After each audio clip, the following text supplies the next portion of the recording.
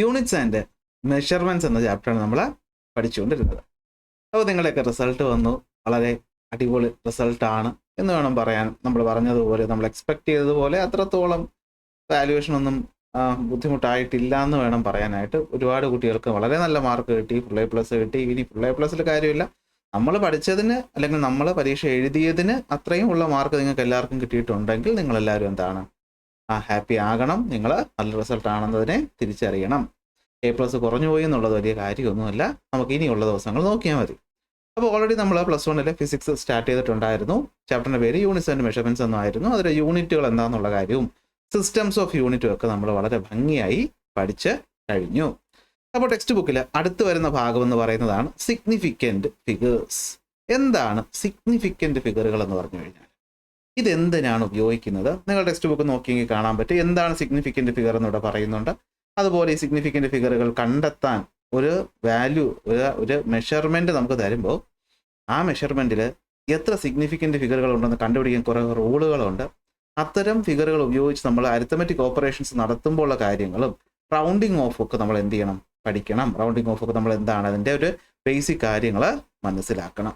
Okay, അപ്പോൾ എങ്ങനെയാണ് നമ്മളത് ചെയ്യാനായിട്ട് പോകുന്നത്?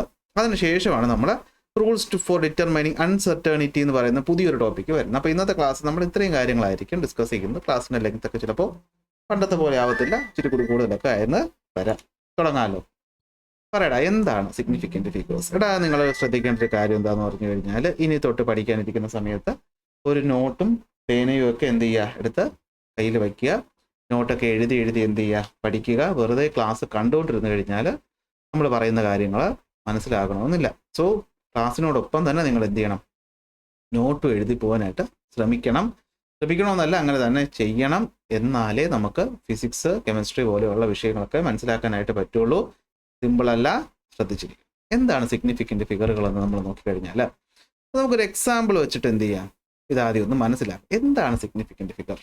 അപ്പോൾ നിങ്ങൾ ഒന്നാമതായിട്ട് മനസ്സിലാക്കേണ്ട കാര്യം, നമ്മൾ എന്തെങ്കിലും ഒരു ക്വാണ്ടിറ്റിയെ നമ്മൾ മെഷർ ചെയ്ത് കണ്ടുപിടിക്കുന്ന സമയത്താണ് സിഗ്നിഫിക്കൻറ്റ് ഫിഗറുകളുടെ ഒരു ഇമ്പോർട്ടൻസ് വരുന്നത്. ഓക്കെ, അതായത് നമ്മൾ എന്തെങ്കിലും ഒരു ക്വാണ്ടിറ്റി, നമ്മുടെ ചാപ്റ്ററിൻ്റെ പേര് തന്നെ മെഷർമെൻറ്റ്സ്, യൂണിറ്റ്സ് ആൻഡ് മെഷർമെൻറ്റ്സ് ആണ്. അപ്പോൾ നമ്മൾ എന്തെങ്കിലും ഒരു ക്വാണ്ടിറ്റി മെഷർ ചെയ്യും. ഈ മെഷർ ചെയ്യുന്ന ക്വാണ്ടിറ്റി നമ്മൾ എത്രത്തോളം ആക്യുറസിയിലാണ് മെഷർ ചെയ്തത്, നമ്മൾ എത്രത്തോളം കൃത്യതയോടെയാണ് മെഷർ ചെയ്തത് എന്നുള്ളത് ഈ ക്വാണ്ടിറ്റി വായിച്ചെടുക്കുന്ന ഒരാൾക്ക് മനസ്സിലാക്കാൻ സഹായിക്കുന്ന ഒന്നാണ് സിഗ്നിഫിക്കൻറ്റ് ഫിഗറുകൾ എന്ന് പറയുന്നത്. ഫോർ എക്സാമ്പിൾ, ഇപ്പോൾ ഞാൻ ഒരു കിലോ അരി നിങ്ങൾ കണക്കാക്കുക, 1 kg ഓഫ് റൈസ് ഞാൻ കടയിൽ പോയി വാങ്ങിച്ചു. സാധാരണ കടയിൽ പോകുമ്പോൾ നമ്മൾ ഇപ്പോഴത്തെ പുതിയ ഇലക്ട്രോണിക് മെഷീനേക്കാളൊക്കെ മുമ്പായിട്ട് നമ്മൾ ഈ ത്രാസ് എന്ന് പറയുന്ന കോമൺ ബാലൻസ് ആണ് ഉപയോഗിച്ചുകൊണ്ട് അവിടെ അവരെങ്ങനെ മെഷർ ചെയ്യുന്നു? ഒരു 5 കിലോയുടെ ഒരു പടി എന്ന് പറയും, ആ സാധനം എടുത്ത് വയ്ക്കും. 5 കിലോ റൈസ് എടുക്കും. നമുക്ക് കിട്ടിയത് എത്രയാണ്? 5 കിലോഗ്രാം ഓഫ് റൈസ് ആണ്. എന്നാൽ ഇതിൽ കൃത്യം 5 കിലോ തന്നെ ആയിരിക്കും. ചിലപ്പോൾ അങ്ങോട്ടും ഇങ്ങോട്ടൊക്കെ വ്യത്യാസം വരും. ആ വ്യത്യാസം വരുമോ ഇല്ലേ എന്നുള്ള കാര്യങ്ങളൊന്നും ഇവിടെ മെൻഷൻ ചെയ്തിട്ടില്ല. ഇതേ അരിയെ ഞാൻ കൊണ്ടുപോയിട്ട് ഇലക്ട്രോണിക് വെയിങ് മെഷീനിൽ വെച്ചപ്പോൾ ചിലപ്പോൾ എനിക്ക് കിട്ടിയത് എത്രയായിരിക്കാം? ഒരു 5.3 കിലോഗ്രാം ഒക്കെ ആയിരിക്കാം. സംഭവിക്കാം. കാരണം ഈ വെയിങ് മെഷീൻ കുറച്ചുകൂടെ ആക്യുറേറ്റ് ആണ്, അല്ലേ? അപ്പോൾ അത് ഈ 5 കിലോ എന്ന് പറയുന്നത് കഴിഞ്ഞ് അല്പം കൂടെ ഉള്ള ഈ പറയുന്ന ഗ്രാം എത്രയാണെന്നുള്ളത് കൂടെ അളക്കും. ആ പറയുന്ന വാല്യൂ നോക്കും. ഇത് രണ്ടിലും കൂടുതൽ ആക്യുറേറ്റ് ഏതാണ്? നിങ്ങൾ പറയും 5.3 ആണ്. നമ്മൾ ഈ സ്വർണ്ണമൊക്കെ വാങ്ങാൻ പോകത്തില്ലേടാ, സ്വർണ്ണക്കടയിലിരിക്കുന്ന മെഷീനില്ലേ, ഞാൻ അതിൽ കൊണ്ടാണ് വെച്ചെങ്കിലോ അവിടെ എത്രയായിരിക്കും ചിലപ്പോൾ വരുന്നത്? അവിടെ ചിലപ്പോൾ 5.3, 2, 1, 4, 6 കിലോഗ്രാം എന്നായിരിക്കും കാണിച്ചേക്കുന്നത്. അവിടെ കിലോഗ്രാമിലല്ല, ഞാൻ ഒരു ഐഡിയക്ക് വേണ്ടി പറഞ്ഞതാണ്. ഈ പറയുന്ന 3 വാല്യൂസും ഒരേ വസ്തുവിൻ്റെതാണ്. ഇവിടെ അതിന് വെറും 5 കിലോ ആയി മാത്രം കണ്ടു. ഇവിടെ അത് 5.3 ആയി, ഇവിടെ അത് 5.32, 14, 6. ഇത് മൂന്നിലും ആക്യുറേറ്റ് എന്ന് പറയുന്നത് ഏതാണ്? ഇതാണ്. ഇനി നിങ്ങളിവിടെ ശ്രദ്ധിച്ചു നോക്കണം. ഈ കോമൺ ബാലൻസ് എന്ന് പറയുന്ന സാധനത്തിനകത്ത് 5 കിലോ എന്ന് പറയുന്ന ഒരു വാല്യൂ ഉണ്ട്. അത് മാത്രമേ അവിടെ നമുക്ക് ആക്യുറേറ്റ് ആയ മെഷർമെൻറ്റ് ഉള്ളൂ. അതിനപ്പുറം നമുക്ക് അതിൻ്റെ ആക്യുറസി ശ്രദ്ധിക്കാനായിട്ടുള്ള ഒരു മെത്തേഡ് ഇവിടെ ഇല്ല. എന്നാൽ നമ്മൾ ഇലക്ട്രോണിക് വെയിങ് മെഷീനിൽ പോയപ്പോൾ ഈ 5 കിലോ എന്ന് പറയുന്നത് നമുക്ക് വളരെയധികം എന്താണ്? ആക്യുറേറ്റ് ആണ്. അത് നമുക്ക് സെർട്ടൈൻ ആണ്, നമുക്ക് ഉറപ്പാണ്. ഈ 3 എന്ന് പറയുന്നത് നമുക്ക് ഏറെക്കുറെ ഉറപ്പാണ്. ഇപ്പോൾ ഇവിടുത്തെ വാല്യൂ 3.1 കിലോഗ്രാം എന്ന് വന്നെങ്കിൽ നിങ്ങൾ പറയും 5.3 എന്ന് പറയുന്നത് വരെ നമുക്ക് എന്താണ്? വളരെ സെർട്ടൻ ആണ്. ഈ 1 എന്ന് പറയുന്നത് ഏറെക്കുറെ എന്തായിരിക്കും? സെർട്ടൈൻ ആയിരിക്കും, അല്ലേ? ഞാൻ 5 കിലോ എന്ന് പറയുന്നത് കണ്ടെത്താൻ ആ മെഷീനിൽ സൗകര്യമുണ്ട്. അത് കഴിഞ്ഞിട്ട് ഓരോ ഗ്രാമുകളും കണ്ടെത്താൻ സമയമുണ്ട്. അത് കഴിഞ്ഞിട്ട് ഒരു മില്ലിഗ്രാം കണ്ടെത്താനും ആ മെഷീനെ കൊണ്ട് പറ്റും. ആ മില്ലിഗ്രാമിൽ വന്നതാണ് ചിലപ്പോൾ അങ്ങോട്ടും ഇങ്ങോട്ടും ഒക്കെ മാറാം. പക്ഷെ സ്വർണ്ണക്കടയിൽ അറിയാം നിങ്ങൾക്ക് സ്വർണ്ണം ഭയങ്കര വിലയുള്ള സാധനമാണ് അല്ലേ. അപ്പോൾ ഭയങ്കര ഒരു മില്ലിഗ്രാമിന് പോലും വിലയുണ്ട്. അപ്പോൾ അവിടെ നമ്മൾ ആ പറയുന്ന ഉപയോഗിക്കുന്ന ഉപകരണം എന്തായിരിക്കും? അത് കിലോ മെഷർ ചെയ്യും, അത് ഗ്രാം മെഷർ ചെയ്യും, അത് മില്ലിഗ്രാം മെഷർ ചെയ്യും. അതിൽ വീണ്ടും ചെറിയ ക്വാണ്ടിറ്റി ഉണ്ടെങ്കിൽ അതും എന്ത് ചെയ്യും? അത് മെഷർ ചെയ്യും. അപ്പോൾ നമ്മൾ ഒരു അളവെടുക്കുന്ന സമയത്ത് സിഗ്നിഫിക്കൻ്റ് ഫിഗർ എന്ന് വെച്ചാൽ നമ്മളൊരു അളവെടുക്കുന്ന സമയത്ത് നമുക്ക് ഉറപ്പായിട്ടുള്ള ഒരു സംഖ്യ, നമ്മളൊരു മെഷർമെൻ്റ് എടുക്കുമ്പോൾ നമുക്ക് സർട്ടൈൻ ആയിട്ടുള്ള ഒരു സംഖ്യ, നമുക്ക് ഉറപ്പായിട്ടുള്ളൊരു സംഖ്യയും അതിനോടൊപ്പം തന്നെ നമുക്ക് മെഷർമെൻ്റ് എടുക്കുന്ന സമയത്ത് ഉറപ്പാണോ എന്ന് ചോദിച്ചാൽ ആണ്, അല്ലേ എന്ന് ചോദിച്ചാൽ അല്ല. അപ്പോൾ നമ്മൾ എന്ത് പറയും? നമ്മൾ അൺസർട്ടൈൻ എന്ന് പറയും. നമ്മൾ അൺസർട്ടൈൻ എന്ന് പറയും.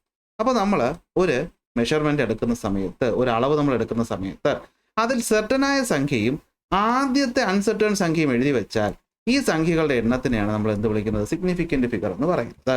It is the number of digit in A measurement. അപ്പോൾ എന്താണ് സിഗ്നിഫിക്കൻ്റ് ഫിഗർ എന്ന് വെച്ച് കഴിഞ്ഞാൽ it is the number of digit in A measurement about which we are certain and one additional digit which is uncertain is known as significant figures.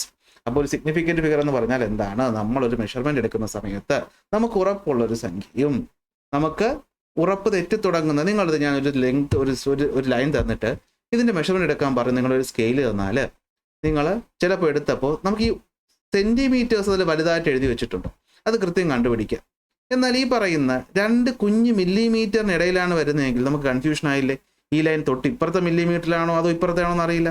പക്ഷേ ഈ പറയുന്നത് വരെയുള്ള value നമുക്ക് സെർട്ടൻ ആണ്. അപ്പോൾ നമ്മൾ ആ വാല്യൂ അങ്ങോട്ട് എഴുതും 3.2 വന്നാലും 3.3 വന്നാലും ഈ 2നും 3നും ഇടയിൽ നമുക്ക് സെർട്ടനിറ്റി ഇല്ല. അപ്പോൾ ഇങ്ങനെ നമ്മളൊരു വാല്യൂ എഴുതി വെച്ചാൽ ഇതിൽ എത്ര ഡിജിറ്റ് ഉണ്ട്? ഇതിനാണ് നമ്മൾ എന്ത് വിളിക്കുന്നത്? സിഗ്നിഫിക്കൻ്റ് ഫിഗറുകൾ എന്ന് വിളിക്കുന്നത്. മനസ്സിലാക്കാൻ വേണ്ടിയിട്ട് ഇനിയിപ്പോൾ ഇത് മനസ്സിലായില്ലെന്ന് പറഞ്ഞാൽ പേടിക്കൊന്നും വേണ്ട. കണ്ടുപിടിക്കാനുള്ള റൂൾസ് വെച്ച് നമുക്ക് സിമ്പിളായിട്ട് ചെയ്യാൻ പറ്റും, വളരെ എളുപ്പമുള്ള ടോപ്പിക്കാണ്. അപ്പോൾ നമ്പർ ഓഫ് സിഗ്നിഫിക്കൻ്റ് ഫിഗേഴ്സ്, ഒരു മെഷർമെൻറ്റിലുള്ള സിഗ്നിഫിക്കൻ്റ് ഫിഗറുകളുടെ എണ്ണം എന്താ ഇൻഡിക്കേറ്റ് ചെയ്യുന്നത്? ആക്യുറസിയാണ് ഇൻഡിക്കേറ്റ് ചെയ്യുന്നത്. എന്താ ഇൻഡിക്കേറ്റ് ചെയ്യുന്നത്? ആക്യുറസിയാണ് ഇൻഡിക്കേറ്റ് ചെയ്യേണ്ടത്. ഒരു സിമ്പിൾ എക്സാമ്പിളിലൂടെ പറഞ്ഞോട്ടെ. ഞാനേ ഈ കടയിൽ പോയിട്ടെ അരി വാങ്ങിച്ചപ്പോൾ 5 കിലോ കിട്ടിയപ്പോൾ ഞാൻ പിന്നെ ആ ത്രാസിലോട്ട് ഒരുപാട് സൂക്ഷിച്ച് നോക്കാനായിട്ട് നിന്നു ഇല്ലല്ലോ. കിട്ടിയ വാല്യൂ വാങ്ങിച്ചുകൊണ്ട് ഞാൻ വീട്ടിൽ വന്നില്ലേ? കാരണം ഈ പറയുന്ന മെഷർമെൻറ്റ് ക്വാണ്ടിറ്റിക്ക് ഇത്രയും സിഗ്നിഫിക്കൻ്റ് ഫിഗർ മതി. ഞാൻ സ്വർണ്ണമാണ് വാങ്ങാൻ പോയെങ്കിലും ഈ അടുത്ത് ഞാൻ സ്വർണ്ണം വാങ്ങാൻ പോയായിരുന്നു. എന്താ ഒരു വില! അവിടെ ഓരോ മില്ലിഗ്രാമിനും അവിടെ എന്തുണ്ട്? സിഗ്നിഫിക്കൻസ് ഉണ്ട്. സോ അവിടെ നമ്മൾ മെഷർമെൻറ്റ് എടുക്കുമ്പോൾ അല്ലെങ്കിൽ ബില്ലിൽ അടിച്ചു തരുമ്പോൾ അത് ഓരോന്നും എഴുതണ്ടേ? ആണോ അല്ലേടാ? ആണോ അല്ലേ? നമുക്കറിയാം 8 ഗ്രാം എന്ന് പറയുന്നതാണ് നമ്മൾ ഒരു പവൻ എന്ന് പറയുന്നത്. പവൻ. അപ്പോൾ 1 ഗ്രാമിന് എത്ര വരും? 1 മില്ലിഗ്രാമിന് എത്ര വരും? 1 മില്ലിഗ്രാം കഴിഞ്ഞിട്ട് പിന്നെ പോയിന്റ് എത്ര വരും? ഇതിന് ഓരോന്നിനും വിലയുണ്ട്. കാരണം 8 ഗ്രാം ഒരു പവൻ എന്ന് പറയുമ്പോൾ ഏതാണ്ട് 1,20,000 രൂപയ്ക്ക് വരിക. അപ്പോൾ 1 ഗ്രാം എന്ന് പറയുമ്പോഴത്തേക്ക് എത്ര രൂപ വരും? അല്ലെ, 1 മില്ലിഗ്രാമിന് എത്ര വരും? അല്ലെ, 1 മില്ലിഗ്രാം പോലും 3,000-4,000 രൂപ വരും. അപ്പോൾ നമ്മൾ ഓരോ ഗ്രാമും ശ്രദ്ധിക്കത്തില്ലേ? അപ്പോൾ സിഗ്നിഫിക്കൻസ് എന്ന് പറഞ്ഞു കഴിഞ്ഞാൽ നമ്മൾ അളക്കുന്ന ക്വാണ്ടിറ്റിയിൽ നമ്മൾ എത്രത്തോളം ആക്യുറസി കാണിക്കണം എന്നത് മനസ്സിലാക്കാൻ ഉപയോഗിക്കുന്ന ഒരു ടേമാണ് സിഗ്നിഫിക്കൻ്റ് ഫിഗറുകൾ എന്ന് പറയുന്നത്. ഇത്രയേ ഉള്ളൂ. ഓക്കെ മനസ്സിലാക്കേണ്ട ഒരു കാര്യം, നമ്മൾ സിഗ്നിഫിക്കൻ്റ് ഫിഗർ എന്ന് പറയുന്ന ഒരിക്കലും യൂണിറ്റുകൾ മാറുന്നതിനനുസരിച്ച് മാറുമൊന്നുമില്ല. ഇവിടെ നോക്കിയേ, ഒരു ഉദാഹരണം പറഞ്ഞേക്കാം. ഒരു സിമ്പിൾ പെൻഡുലത്തിൻ്റെ പീരീഡ് ഓഫ് ഓസിലേഷൻ എന്ന് പറയുന്നത് 1.62 സെക്കൻഡ്സ് ആണ്. ഇത് ഞാൻ അളന്നുകൊണ്ടിരിക്കുകയായിരുന്നു. ഞാൻ എന്താണ് പീരീഡ് ഓഫ് ഓസിലേഷൻ ഒക്കെ നമ്മൾ കഴിഞ്ഞ കൊല്ലം പഠിച്ചതല്ലേ. അപ്പോൾ ഞാൻ അളന്നുകൊണ്ടിരിക്കുകയാണ് സ്റ്റോപ്പ് വാച്ച് വെച്ചിട്ട്. ഞാൻ സ്റ്റോപ്പ് വാച്ച് വെച്ച് നോക്കിക്കൊണ്ടിരിക്കുകയാണ്. ഒരു തവണ പോയി തിരിച്ചു വന്ന് അതിൻ്റെ ഇക്വിലിബ്രിയം പൊസിഷനിൽ എത്തിയപ്പോൾ ഞാൻ അമർത്തിയപ്പോൾ ചിലപ്പോൾ ഒരു മില്ലി സെക്കൻഡ് വ്യത്യാസമൊക്കെ വരാം. പക്ഷേ അതിൽ 1.6 എന്ന് പറയുന്ന സംഖ്യ എനിക്ക് ഉറപ്പാണ്, അത്രയും സമയമുണ്ട്. ഈ 2 എന്ന് പറയുന്നത് 2 സെക്കൻഡ് ആണോ, അല്ലെ 0.02 സെക്കൻഡ് ആണോ, അതോ 0.03 സെക്കൻഡ് ആയോ, ഞാൻ നേരത്തെ അമർത്തിയോ എന്നുള്ളത് എനിക്ക് ഉറപ്പില്ല. അപ്പോൾ ഈ 2 സംഖ്യയുടെയും കാര്യത്തിൽ ഞാൻ ഉറപ്പാണ്, സെർട്ടൈൻ ആണ്. ഇത് അൺസെർട്ടൈൻ ആണ്. അപ്പോൾ സെർട്ടൈനും ആദ്യത്തെ അൺസെർട്ടൈനുമായിട്ടുള്ള വാല്യൂസ് ചേർത്ത് എത്ര നമ്പേഴ്സ് ഓഫ് ഡിജിറ്റ് വരുന്നുണ്ടോ അതിനെയാണ് നമ്മൾ എന്ത് വിളിക്കുന്നത്? സിഗ്നിഫിക്കൻ്റ് ഫിഗറുകൾ എന്ന് വിളിക്കുന്നത്. എന്തെന്ന് വിളിക്കുന്നത്? സിഗ്നിഫിക്കൻ്റ് ഫിഗറുകൾ എന്ന് വിളിക്കുന്നത്. അപ്പോൾ എന്താണ് സിഗ്നിഫിക്കൻ്റ് ഫിഗർ എന്ന് വെച്ച് കഴിഞ്ഞാൽ, ദ റിലയബിൾ ഡിജിറ്റ് നമ്മളൊരു മെഷർമെൻറ്റ് എടുക്കുന്ന സമയത്ത് നോക്കിയേ the result of measurement should be reported in a way that it indicate the precision of the measurement. അല്ലെ, നമ്മൾ അതിൻ്റെ എത്രത്തോളം കൃത്യമായിട്ട് മെഷർ ചെയ്തെന്നുള്ളത് നമ്മളത് എക്സ്പ്രസ് ചെയ്യുമ്പോൾ നമ്മൾ തെളിയിക്കണം. To report such result of the measurement, ഇത്തരം മെഷർമെൻറ്റ് നമ്മൾ റിപ്പോർട്ട് ചെയ്യുന്ന സമയത്ത് നമ്മൾ എന്ത് ചെയ്യണം? നമ്മൾ റിലയബിൾ ആയൊരു വാല്യൂ എഴുതിയിട്ട് വായിക്കുന്ന ആൾക്ക് മനസ്സിലാക്കാൻ വേണ്ടിയിട്ട് നമ്മൾ റിലയബിളായ വാല്യൂ എടുക്കണം. അതിനോടൊപ്പം തന്നെ എന്ത് ചെയ്യണം? ഫസ്റ്റ് അൺറിലയബിൾ വാല്യൂ കൂടി എടുക്കുമ്പോൾ അവിടെ എത്ര ഡിജിറ്റ് വരും അതിനെയാണ് സിഗ്നിഫിക്കൻ്റ് ഡിജിറ്റ് അല്ലെങ്കിൽ സിഗ്നിഫിക്കൻ്റ് ഫിഗറുകൾ എന്ന് പറയുന്നത്. മനസ്സിലാക്കേണ്ട കാര്യം സിഗ്നിഫിക്കൻറ്റ് ഫിഗറുകൾ നമ്മൾ അളന്നതിന് ശേഷം നമ്മൾ യൂണിറ്റ് ഒക്കെ മാറ്റിയാൽ ഒരിക്കലും സിഗ്നിഫിക്കൻറ്റ് ഫിഗറുകളുടെ എണ്ണം ഒരിക്കലും മാറാൻ പോകുന്നില്ല. അപ്പോൾ നമുക്ക് സിഗ്നിഫിക്കൻറ്റ് ഫിഗറുകൾ കണ്ടെത്തണം. റൂൾസിലോട്ട് നമ്മൾ പോവുക. ഒരു 5 റൂൾസ് ഉണ്ട്, വളരെ സിമ്പിളാണ്. അതും അതിൻ്റെ ഉദാഹരണവും അതിൽ നിന്ന് പ്രീവിയസ് ഇയർ ചോദിച്ച ചോദ്യങ്ങളൊക്കെ നമ്മളിന്ന് ചെയ്യും. അപ്പോൾ നോക്കിക്കോ, സിഗ്നിഫിക്കൻറ്റ് ഫിഗറുകൾ എങ്ങനെ കണ്ടുപിടിക്കാം. നമ്മുടെ മുന്നിൽ ഒരാളൊരു വാല്യൂ എടുത്ത് തന്നാൽ വായിക്കുന്നവനും അത് മനസ്സിലാക്കാനുള്ള വിവരം വേണ്ടേ. അപ്പം നമ്മൾ നോക്കും, നമ്മൾ മനസ്സിലാക്കും എത്ര സിഗ്നിഫിക്കൻറ്റ് ഫിഗർ ഇവിടെ ഉണ്ടോ നമ്മൾ എങ്ങനെ മനസ്സിലാക്കും. ഒന്നാമത്തെ റൂൾ, നമ്മൾ ആ സംഖ്യയിൽ നോക്കുക. നോക്കിയിട്ട് അതിലുള്ള എല്ലാ നോൺ സീറോ ഡിജിറ്റുകളും സിഗ്നിഫിക്കൻ്റ് ആണ്. ഉദാഹരണം ഞാൻ പറയാം, 3144 എന്നൊരു വാല്യൂ ഞാൻ കണ്ടാൽ, ഒരു മെഷർമെൻറ്റ് ഞാൻ കണ്ടാൽ, അത് സെൻറ്റിമീറ്ററോ മില്ലിമീറ്ററോ മീറ്ററോ എന്തോ ആയിക്കോട്ടെ, ഇതിൽ എത്ര സിഗ്നിഫിക്കൻറ്റ് ഫിഗർ ഉണ്ടെന്ന് ചോദിച്ചാൽ 4 സിഗ്നിഫിക്കൻറ്റ് ഫിഗർ ഉണ്ട്. എത്ര സിഗ്നിഫിക്കൻറ്റ് ഫിഗർ ഉണ്ട്? 4 ഉണ്ട്. കാരണം ഇതെല്ലാം നോൺ സീറോ ഡിജിറ്റാണ്. അപ്പോൾ നിങ്ങൾ ചോദിക്കും, ഇത് എന്തിനെ പറ്റിയിട്ടാണ് ഇയാൾ പറയുന്നത്, ഇത് എന്താ സംഭവം? കാരണം നമ്മൾ ചെറിയ ക്ലാസ് അല്ല, നമ്മൾ എന്താണ്, നമ്മൾ ശാസ്ത്രീയമായ കാര്യങ്ങൾ മനസ്സിലാക്കാൻ ശ്രമിക്കുക. നമ്മൾ റോക്കറ്റിന് ഇവിടുന്ന് മുകളിലോട്ട് അയക്കണം. അപ്പോൾ റോക്കറ്റിൻ്റെ നീളം, അതിൻ്റെ വീതി, അതിൻ്റെ മെറ്റീരിയലിൻ്റെ തിക്നെസ് എന്ന് പറയുന്നത് നമ്മൾ വളരെയധികം ആക്യുറേറ്റ് ആവണ്ടേ, വേണോ വേണ്ടേ? അപ്പോൾ അവിടെ നമുക്ക് ഓരോ ചെറിയ വാല്യൂസിന് വ്യത്യാസം വന്നു കഴിഞ്ഞാൽ ബുദ്ധിമുട്ടുണ്ടാവത്തില്ലേ? ഉണ്ടാവും. അപ്പോൾ അത്തരം കാര്യങ്ങൾക്ക് വേണ്ടിയിട്ടാണ് ഇങ്ങനെയുള്ളൊരു സിഗ്നിഫിക്കൻറ്റ് ഫിഗർ ഉള്ളത്. ഓക്കെ, അപ്പോൾ ഇവിടെ നോക്കിയേ, ആദ്യം നമ്മൾ മനസ്സിലാക്കേണ്ട റൂള്, ഒന്നാമത്തെ rule, all non zero digits are significant. നമുക്ക് ഏതൊരു മെഷർമെൻറ്റ് തന്നു, 2 പോയിന്റ് ഡെസിമൽ വന്നതായിക്കോട്ടെ, 1 2 3 സെൻറ്റിമീറ്റർ വന്നു, ഇവിടെ എത്ര സിഗ്നിഫിക്കൻറ്റ് ഫിഗർ എന്ന് ചോദിച്ചു കഴിഞ്ഞാൽ ഇവിടെ എത്ര ഉണ്ട്? 4 ഉണ്ട്. കാരണം ഈ തന്നിട്ടുള്ള സംഖ്യകളെല്ലാം എന്താണ്? പൂജ്യമല്ലാത്ത സംഖ്യകളാണ്. അപ്പോൾ നമ്മളൊരു വാല്യൂ മെഷർ ചെയ്ത് എഴുതുമ്പോൾ അതിൽ പൂജ്യമല്ലാത്ത എല്ലാ സംഖ്യകളും അതിലുണ്ടെങ്കിൽ അതെല്ലാം സിഗ്നിഫിക്കൻ്റ് ആണ്. അതായത് നമ്മുടെ ആ വാല്യൂവിനെ സംബന്ധിച്ചിടത്തോളം അത് ഇമ്പോർട്ടൻ്റ് ആണെന്ന് അർത്ഥം. ഇനി ഇവിടുത്തെ ഏറ്റവും വലിയ പ്രശ്നക്കാരെന്ന് വെച്ചാൽ പൂജ്യമാണ് കേട്ടോ. രണ്ടാമത്തെ rule, the zeros between 2 non zero digits are significant. For example, ഇപ്പോൾ 403 എന്ന് ഞാൻ എഴുതി കഴിഞ്ഞാൽ ഇവിടെ എത്ര സിഗ്നിഫിക്കൻറ്റ് ഫിഗേഴ്സ് ഉണ്ട്? 403 എന്ന് പറഞ്ഞ സംഖ്യയാണ് അല്ലേ. അപ്പോൾ ഇവിടെ 3 സിഗ്നിഫിക്കൻറ്റ് ഫിഗർ ഉണ്ട്. ഞാൻ 2001 എന്ന് എഴുതി കഴിഞ്ഞാൽ ആലോചിച്ച് നോക്കിയേ, 2 ഒരു നോൺ സീറോ, 1 ഒരു നോൺ സീറോ, അതിനിടയിൽ വരുന്ന 2 പൂജ്യങ്ങൾ സിഗ്നിഫിക്കൻ്റ് ആണോ? ഉറപ്പായിട്ടുമാണ്. കാരണം 2001 എന്ന് പറഞ്ഞാൽ എന്ത് ക്വാണ്ടിറ്റിയുടേതായാലും ഇമ്പോർട്ടൻ്റ് ആണ് അല്ലേ. അത് എനിക്ക് 21 എടുക്കാൻ പറ്റുമോ? ഇല്ല. സോ ഇവിടെ എത്ര സിഗ്നിഫിക്കൻറ്റ് ഫിഗേഴ്സ് ഉണ്ട്? ഇവിടെ 4 സിഗ്നിഫിക്കൻറ്റ് ഫിഗേഴ്സ് ഉണ്ട്. അപ്പോൾ ഇതാണ് ഒന്നാമത്തെ റൂൾ. നമുക്കൊരു വാല്യൂ തന്നിട്ട് പരീക്ഷയ്ക്ക് ചോദ്യം ചോദിക്കുന്ന രീതി ഞാൻ പറഞ്ഞുതരാം. അപ്പോൾ നിങ്ങൾക്ക് കത്ത് ഇത് എന്തിനാണ് പറയുന്നതെന്ന്. ഒരു സംഖ്യ തന്നിട്ട് ഇതിൽ എത്ര സിഗ്നിഫിക്കൻറ്റ് ഫിഗർ ഉണ്ടെന്ന് ചോദിക്കും. 2 മാർക്കിനും 1 മാർക്കിനൊക്കെ ചോദിക്കും. അപ്പോൾ നിങ്ങൾ നോക്കിയോ, സംഖ്യക്കകത്ത് കണ്ട എല്ലാം എന്താണ്? പൂജ്യമല്ലാത്ത നമ്പറുകളാണ്. സോ അത്രയും എണ്ണം എടുത്ത് വെച്ച് കഴിഞ്ഞാൽ അവിടെ എന്തായി? സിഗ്നിഫിക്കൻറ്റ് ഫിഗറുകളുടെ എണ്ണമായി. അപ്പോൾ ഒന്നാമത്തെ രണ്ടാമത്തെ റൂൾ നമ്മൾ പഠിച്ചു. ഒന്നെന്താണ്? All non zero digits are significant. എല്ലാ പൂജ്യമല്ലാത്ത സംഖ്യകളും സിഗ്നിഫിക്കൻ്റ് ആണ്. അടുത്ത നോക്കിയേ, all the zeros between 2 non zero digits. ഇവിടെ നിങ്ങൾ ഒരു കാര്യം കൂടെ ശ്രദ്ധിക്കണം. All the zeros between 2 non zero digits, അല്ലെങ്കിൽ നിങ്ങളുടെ ബ്രാക്കറ്റിൽ ഇതും കൂടെ ആഡ് ചെയ്തോളണം. ഓർ എനി 2 സിഗ്നിഫിക്കൻറ്റ് ഡിജിറ്റ്സ് എന്ന് വെച്ചാൽ, ഇപ്പോൾ ഞാൻ പറയുമ്പോൾ എക്സാമ്പിൾ പറയുമ്പോൾ നിങ്ങൾ മനസ്സിലാക്കുക. ഇപ്പോൾ വേറൊന്നും ആലോചിക്കേണ്ട. 2 പൂജ്യമല്ലാത്ത സംഖ്യകളുടെ ഇടയിൽ വരുന്ന സംഖ്യ പൂജ്യമാണെങ്കിൽ അത് സിഗ്നിഫിക്കൻ്റ് ആണെന്നാണ് അർത്ഥം. ഇനി ശ്രദ്ധിക്കേണ്ട ഒരു കാര്യം, ഈ സംഖ്യയും എപ്പോഴും നോൺ സീറോ ആവണമെന്നില്ല. ചിലപ്പോൾ ഈ സംഖ്യ എന്ന് പറയുന്നത് ചിലപ്പോൾ ഒരു പൂജ്യമാണെന്നിരിക്കാം, പക്ഷെ അതിനിടയിൽ വന്നാലും അപ്പോഴും അത് സിഗ്നിഫിക്കൻ്റ് ആണ്.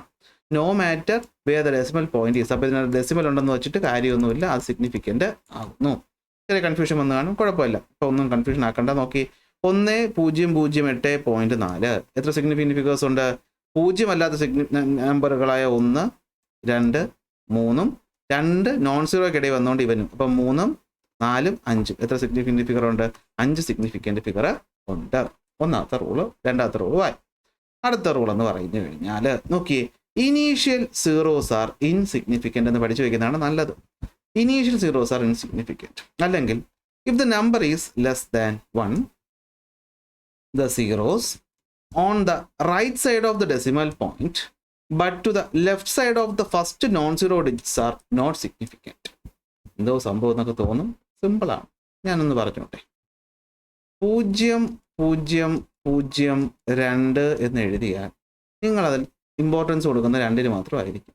അതിൻ്റെ ആദ്യം എഴുതിയ പൂജ്യങ്ങൾ നിങ്ങൾക്കവിടെ എന്തെങ്കിലും വിലയുണ്ടോ? ഇല്ല. അവിടെ എത്ര പൂജ്യം ഇട്ടെന്ന് വെച്ചിട്ട് കാര്യമൊന്നുമില്ല ഇല്ലേ. നമ്മൾ തമാശയ്ക്ക് പറയത്തില്ലേ, നമുക്കൊരു 100 രൂപ തന്നു, ഒരു 10 രൂപ, അല്ലെങ്കിൽ നമ്മൾ വാല്യൂസ് ഒക്കെ എടുക്കുമ്പോഴേ ഇല്ലേ, പൂജ്യങ്ങൾ അങ്ങനെ കൂട്ടിയിട്ടെന്ന് വെച്ചിട്ട് റൈറ്റ് സൈഡിലോട്ട് പൂജ്യം ഇട്ടാൽ വാല്യൂ കൂടും, ലെഫ്റ്റിലോട്ട് ഞാൻ പൂജ്യം ഇട്ടാൽ വാല്യൂ കൂടുമോ സംഖ്യയുടെ? ഇല്ല. അപ്പോൾ ഈ സീറോസ് വിലയുള്ള സീറോസ് ആണോ? അല്ല. അത്രയേ ഉള്ളൂ. ഇനി ഇത് ഡെസിമൽ ഇല്ലാത്ത സംഖ്യ. പിന്നെ ഡെസിമൽ വരുമ്പോഴും മാറ്റമൊന്നും പേടിക്കേണ്ട. ഇപ്പോൾ ഞാൻ ഒരു ഉദാഹരണം പറയണേ. 0.0042 എന്നൊരു സംഖ്യ എഴുതി കഴിഞ്ഞാൽ ഇതിൽ എത്ര സിഗ്നിഫിക്കൻറ്റ് ഫിഗർ ഉണ്ടെന്ന് ചോദിച്ചാൽ നിങ്ങൾ പറയണം നോൺ സീറോ ഡിജിറ്റുകളുടെ മുന്നേ വരുന്ന സീറോസ് എന്ന് പറയുന്നത് ഇൻസിഗ്നിഫിക്കൻ്റ് ആണ്. അപ്പോൾ ഇവിടെ എത്ര സിഗ്നിഫിക്കൻറ്റ് ഫിഗേഴ്സ് ഉണ്ട്? 1, 2 സിഗ്നിഫിക്കൻറ്റ്, 2 നമ്പർ അല്ലേ 1, 2 സിഗ്നിഫിക്കൻറ്റ് ഫിഗറേ ഇവിടെ ഉള്ളൂ. മറ്റൊരു എക്സാമ്പിൾ നോക്കുക. 0.1020 എത്ര സിഗ്നിഫിക്കൻറ്റ് ഫിഗേഴ്സ് ഉണ്ട്? ഈ 0 നമ്മൾ ഈ ഡെസിമലിന് മുന്നേ ഉള്ള 0 നമ്മൾ എടുക്കുമോ? ഡെസിമലിന് മുന്നേ ഉള്ള 0 നമ്മൾ എടുക്കില്ല. പിന്നെ എത്രയുണ്ട്? 1, 2, 3, 4. എത്ര സിഗ്നിഫിക്കൻറ്റ് ഡിജിറ്റ് ഉണ്ട്? 4 എണ്ണമേ. എത്ര എണ്ണേ ഉള്ളൂ? 4 എണ്ണേ ഉള്ളൂ. അപ്പോൾ നമ്മൾ പറഞ്ഞ ഒന്നാമത്തെ റൂൾ ഞാൻ ഒന്നുകൂടി റിപ്പീറ്റ് ചെയ്യുകയാണ്. ഒന്നാമത്തെ റൂൾ നിങ്ങൾ എഴുതിയെടുത്ത് കാണുമല്ലോ. എന്താണ്? നോൺ സീറോ ഡിജിറ്റുകൾ എല്ലാവരും സിഗ്നിഫിക്കൻ്റ് ആകുന്നു. രണ്ടാമത്തെ റൂൾ നമ്മൾ എന്താ പറഞ്ഞത്? സീറോ എന്ന് പറയുന്നത്, ഇപ്പം നോൺ സീറോയെ പറ്റി പറയുന്നിടത്ത് സീറോയെ പറ്റി പറയണം. സീറോ എന്ന് പറയുന്നത് 2 നോൺ സീറോ ഡിജിറ്റുകൾക്കിടയിലാണെങ്കിൽ അവിടെ എത്ര സീറോ ഉണ്ടോ അതൊക്കെ സിഗ്നിഫിക്കൻ്റ് ആണ്. മൂന്നാമത് നമ്മൾ പറഞ്ഞു സീറോ എന്ന് പറയുന്നത് ഒരു സംഖ്യ നമ്മൾ എഴുതുമ്പോൾ അതിൻ്റെ ആദ്യ ഭാഗത്താണ് വരുന്നതെങ്കിൽ ആ സീറോസ് എല്ലാം എന്താണ്? ഇൻസിഗ്നിഫിക്കൻ്റ് ആണ്. അപ്പോൾ ഡെസിമൽ വരുമ്പോഴായിരിക്കും നമുക്കത് സംശയമായിട്ട് തോന്നുന്നത്. അതുകൊണ്ടാണ് ഡെസിമൽ എന്നിവിടെ എടുത്തു പറഞ്ഞത്. 0.000021 എന്ന് എഴുതി കഴിഞ്ഞാലും ആദ്യം കാണുന്ന ഈ പറയുന്ന പൂജ്യങ്ങൾ എന്ന് പറയുന്നത് എല്ലാവരും ഇൻസിഗ്നിഫിക്കൻ്റ് ആണ്. അത് ഈ വാല്യൂവിൻ്റെ ഒരു വിലയും മാറ്റത്തില്ല. പിന്നെ ഇത് എന്തിനാണ് ഉപയോഗിക്കണമെന്നത്? എന്നും പറഞ്ഞ് ഈ പൂജ്യങ്ങളൊന്നും എഴുതണ്ടെന്നല്ല, യൂണിറ്റ് മാറുമ്പോഴാണ് ഇതിൻ്റെ ഇമ്പോർട്ടൻസ്. നമുക്ക് ഇമ്പോർട്ടൻ്റ് അല്ല. ഇപ്പം ഞാൻ പറയുകയാണേ. ഇപ്പം നോക്കിയേ, 1 കിലോഗ്രാം എന്ന് പറഞ്ഞു കഴിഞ്ഞാൽ അല്ലെങ്കിൽ 1 ഗ്രാം എന്ന് പറഞ്ഞു കഴിഞ്ഞാൽ നമ്മൾ പറയുക എത്രയാണ്? 0.001 കിലോഗ്രാം ആണ്. ഇവിടെ ഈ പറയുന്ന 0-ന് സിഗ്നിഫിക്കൻസ് ഉണ്ടോ എന്ന് ചോദിച്ചാൽ ഇല്ല. കാരണം നമ്മൾ യൂണിറ്റ് ഇവിടെ എഴുതുന്നുണ്ട്. അത് കാണുമ്പോൾ മനസ്സിലാവും. സോ ഇവിടുത്തെ ഈ സിഗ്നിഫിക്കൻസ് തെളിയിക്കാൻ ഈ 0-ന് എടുക്കേണ്ട ആവശ്യമില്ല. അതുകൊണ്ടാണ് ഇത് ഉപയോഗിക്കാത്തത്. ഇത് അഡീഷണലി ഞാൻ പറഞ്ഞു തന്ന കാര്യം വേണമെങ്കിൽ നോക്കിയാൽ മതി. ഓക്കെ, കാരണം യൂണിറ്റ് അത് പറയുന്നുണ്ട് ഈ വാല്യൂ എന്താണെന്നുള്ളത്. അതുകൊണ്ട് അവിടെ 0.00 കുത്തിക്കയറ്റേണ്ട ആവശ്യം വരുന്നില്ല. അല്ലെങ്കിൽ അത് ഇവിടെ ഇൻസിഗ്നിഫിക്കൻ്റ് ആണ്. അതുകൊണ്ടാണ് 0 ആദ്യത്തെ നോൺ സീറോ ഡിജിറ്റിന് മുമ്പേ വരുന്ന സംഖ്യകളൊക്കെ എന്താവുന്നത്? ഇൻസിഗ്നിഫിക്കൻ്റ് ആവും. അപ്പോൾ എന്താ പറയുന്നത്? If the number is less than 1, greater than 1 ആയാലും ആദ്യം വരുന്ന 0-ന് വിലയൊന്നും വരത്തില്ല. The zeros on the right of the decimal point but to the left of the first non zero digits are not significant. കണ്ടോ? ആദ്യത്തെ നോൺ സീറോ ഡിജിറ്റിന് ഇടതുവശത്ത് കാണുന്ന സംഖ്യകളെല്ലാം എന്താണ്? നോൺ സിഗ്നിഫിക്കൻ്റ് ആണ്. അത് ഇമ്പോർട്ടൻ്റ് അല്ല. അപ്പോൾ നമ്മൾ പറഞ്ഞു 0 അല്ലാത്ത സംഖ്യയുടെ കാര്യം പറഞ്ഞു, 0 നടുക്ക് വന്നുള്ള കാര്യം പറഞ്ഞു, 0 ആദ്യം വന്നുള്ള കാര്യം പറഞ്ഞു. അപ്പോൾ അടുത്ത് പറയേണ്ടത് എന്തായിരിക്കും? 0 അവസാനം വന്നാൽ അത് സിഗ്നിഫിക്കൻ്റ് ആണോ അല്ലേ എന്നുള്ളതാണ്. സോ നമ്മൾ മനസ്സിലാക്കുക, the terminal or the trailing zeros in a number without decimal point are not significant. എന്ന് വെച്ചാൽ എന്താ? ടെർമിനൽ അല്ലെങ്കിൽ ട്രെയിലിംഗ് സീറോസ് എന്ന് വെച്ച് കഴിഞ്ഞാൽ എന്താണ്? അവസാനം വരുന്ന പൂജ്യങ്ങളെന്നാണ്. ഈ പറയുന്ന അവസാനം വരുന്ന പൂജ്യങ്ങൾ എന്ന് പറയുന്നത് എന്താണ്? ഇൻസിഗ്നിഫിക്കൻ്റ് ആണ്. എന്താണ്? ഇൻസിഗ്നിഫിക്കൻ്റ് അല്ലെങ്കിൽ നോട്ട് സിഗ്നിഫിക്കൻ്റ് ആണ്. എന്ന് വെച്ചാൽ ഇവിടെ നോക്കിക്കഴിഞ്ഞാൽ ഒരു ഉദാഹരണം നോക്കാം. 420 എന്ന് പറയുന്ന സംഖ്യ, ഇതിനകത്ത് ഡെസിമൽ വല്ലതും വരുന്നുണ്ടോ? ഇല്ല. ഡെസിമൽ വരുന്നില്ലെങ്കിൽ ഇവിടെ സിഗ്നിഫിക്കൻ്റ് ഫിഗറുകളുടെ എണ്ണം എന്ന് പറയുന്നത് എത്രയാണ്? 2 ആണ്. കൺഫ്യൂഷൻ ഇപ്പം തന്നെ വന്നിട്ടുണ്ടാവും അല്ലേ? ഞാൻ നേരത്തെ പറഞ്ഞൊരു എക്സാമ്പിളൊക്കെ പറ്റി കൺഫ്യൂഷൻ ആയി കാണും. പേടിക്കണ്ട, ഇതൊന്നും പറയണ്ട. ഇത് ഇത്രേ പറയുന്നുള്ളൂ.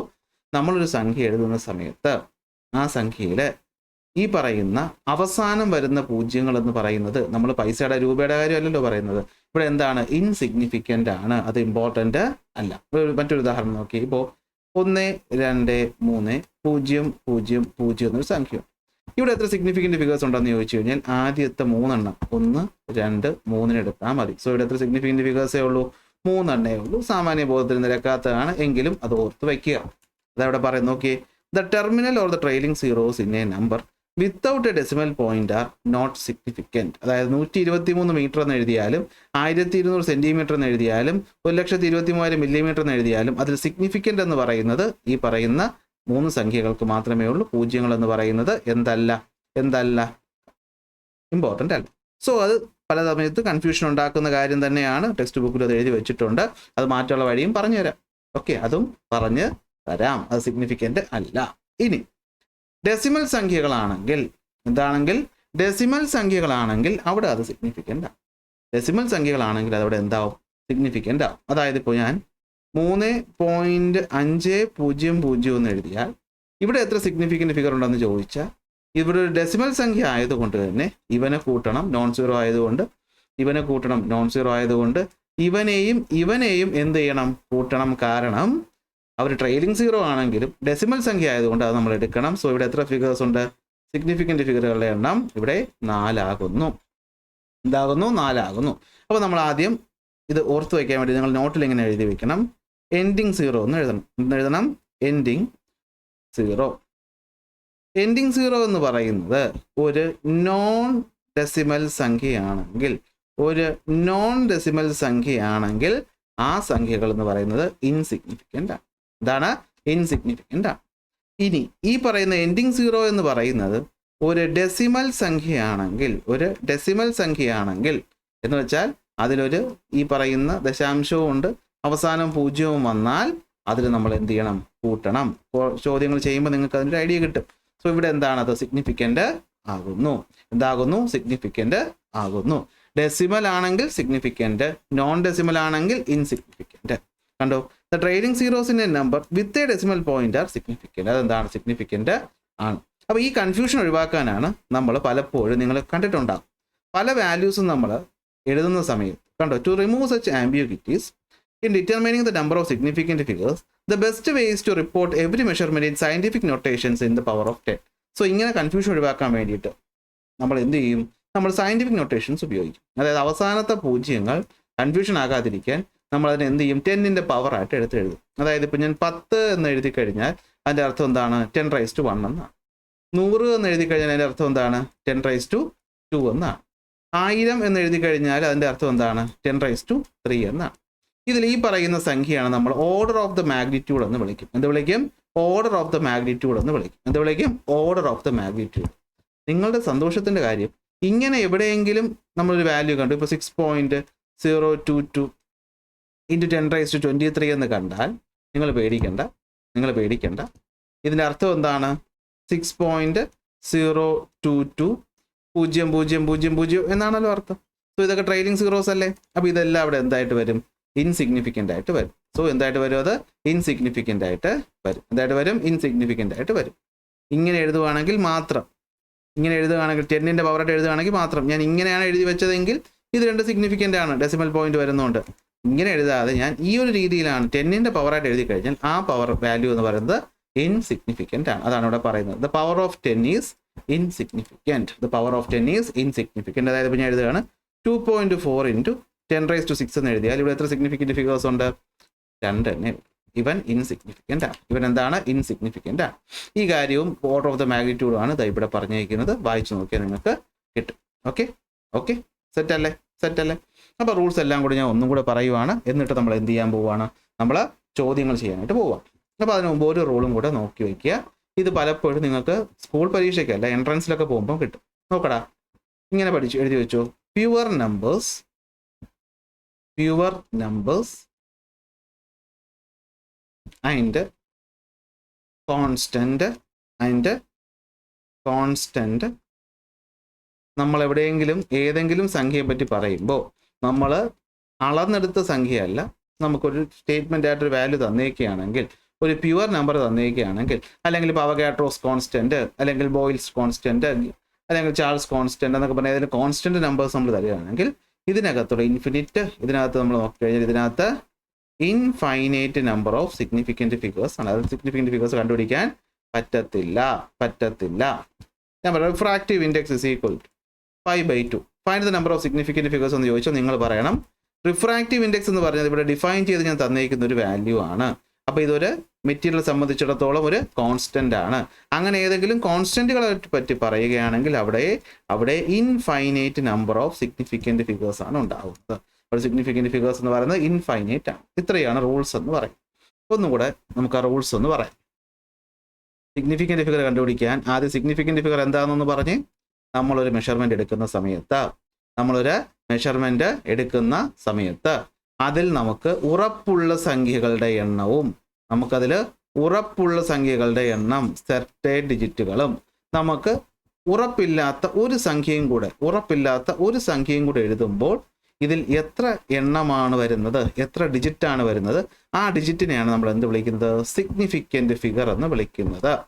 അങ്ങനെ ഒരു വാല്യൂ തന്നിട്ട് അതിന് സിഗ്നിഫിക്കൻറ്റ് ഫിഗർ കണ്ടുപിടിക്കാനുള്ള ഒന്നാമത്തെ റൂൾ എന്ന് പറയുന്നത്, ആദ്യം നമ്മൾ നോക്കേണ്ടത് അതിൽ നോൺ സീറോ ഡിജിറ്റുകൾ ഉണ്ടോ എന്നാണ്.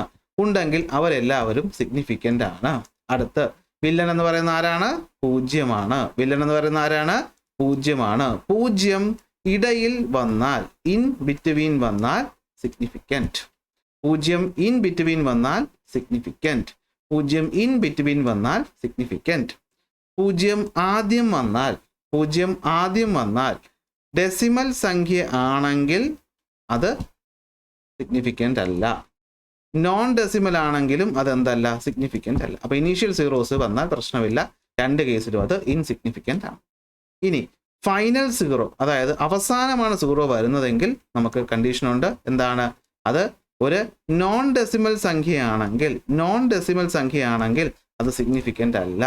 പകരം ഡെസിമൽ സംഖ്യയാണെങ്കിൽ അത് സിഗ്നിഫിക്കൻ്റ് ആണ്. അതായത് 5 2 0 0 എന്ന് എഴുതിയാൽ അവിടെ ഇത് രണ്ടും എടുത്താൽ മതി, 2 സിഗ്നിഫിക്കൻ്റ് ഫിഗർ. എന്നാൽ 5.200 എന്ന് എഴുതുകയാണെങ്കിൽ അവിടെ നമ്മൾ ഇതും കൂടെ കൂട്ടണം. സിഗ്നിഫിക്കൻ്റ് ഫിഗറുകളുടെ എണ്ണം എന്ന് പറയുന്നത് എത്രയായിട്ട് മാറും, 4 ആയിട്ട് മാറും. ഓക്കെ ആണല്ലോ. അടുത്ത കേസ് എന്താണ്, കോൺസ്റ്റന്റ് നമ്പർ അല്ല, 10ന്റെ പവറുകൾ. അപ്പോൾ ഈ പറയുന്ന ഫൈനൽ സീറോയുടെ കാര്യത്തിലാണല്ലോ നമുക്ക് കൺഫ്യൂഷൻ വരുന്നത്. അപ്പോൾ ആ ഫൈനൽ സീറോസ് നമ്മൾ 10ന്റെ പവറായിട്ട് എടുത്ത് അങ്ങനെ എഴുതുകയാണെങ്കിൽ ആ സംഖ്യയെ നമ്മൾ അപ്പം തന്നെ കളയാം. അതെല്ലാം എന്താണ്, ഇൻസിഗ്നിഫിക്കൻ്റ് ആണ്. ദൈവന്റെ റൂൾ പോലെ അതെല്ലാം ഇൻസിഗ്നിഫിക്കൻ്റ് ആണ്. ലാസ്റ്റ് നമ്മൾ പറയുന്ന സംഖ്യകൾ എന്ന് പറയുന്നത് ഒരു കോൺസ്റ്റന്റ് സംഖ്യകൾ, യൂണിവേഴ്സൽ കോൺസ്റ്റന്റ്, ഗ്രാവിറ്റേഷണൽ കോൺസ്റ്റന്റ്, അല്ലെങ്കിൽ ഈ പറയുന്ന ഗ്യാസ് ലോയുടെ കോൺസ്റ്റന്റ്, അങ്ങനത്തെ ഏതെങ്കിലും കോൺസ്റ്റന്റ് സംഖ്യകളാണെങ്കിൽ അവിടെ സിഗ്നിഫിക്കൻ്റ് ഫിഗർ ഉണ്ടോ എന്ന് ചോദിച്ചാൽ നിങ്ങൾ പറയണം അവിടെ എന്താണ്, അവിടെ infinite number of significant figures ആണ് ഉള്ളത്. അത് ഇൻഫിനിറ്റി ആണ്, നമുക്ക് കണ്ടുപിടിക്കാൻ പറ്റത്തില്ല.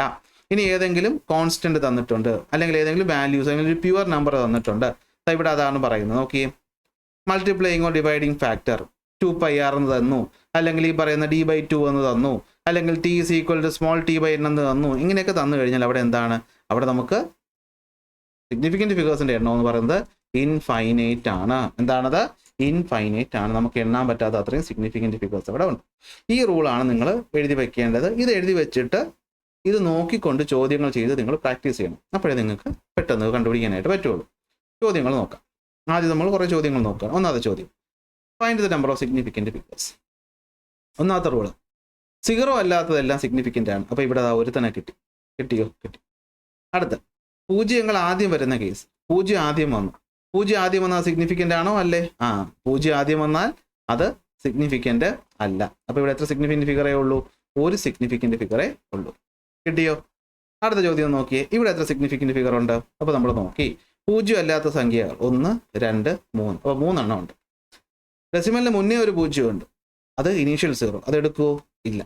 ഡെസിമൽ സംഖ്യകൾ ആയതുകൊണ്ട് ശേഷമുള്ള സീറോ നമ്മൾ എടുക്കുമല്ലോ, എടുക്കും. അപ്പോൾ സിഗ്നിഫിക്കൻ്റ് ഫിഗറുകളുടെ എണ്ണം എത്ര? 4. ഇതാണ് പരീക്ഷയ്ക്ക് ചോദിക്കുന്നത്, കണ്ടുപിടിക്കാൻ പറ്റൂലേ? അടുത്ത ചോദ്യം നോക്കിയേ, 6.320. സോ നോൺ സീറോ ഡിജിറ്റുകൾ എത്ര? 1 2 3. ഡെസിമൽ സംഖ്യയ്ക്ക് ശേഷം വന്ന 0 എടുക്കും. അപ്പോൾ സിഗ്നിഫിക്കൻ്റ് ഫിഗറുകളുടെ എണ്ണം 4. സിഗ്നിഫിക്കൻ്റ് ഫിഗറുകളുടെ എണ്ണം 4.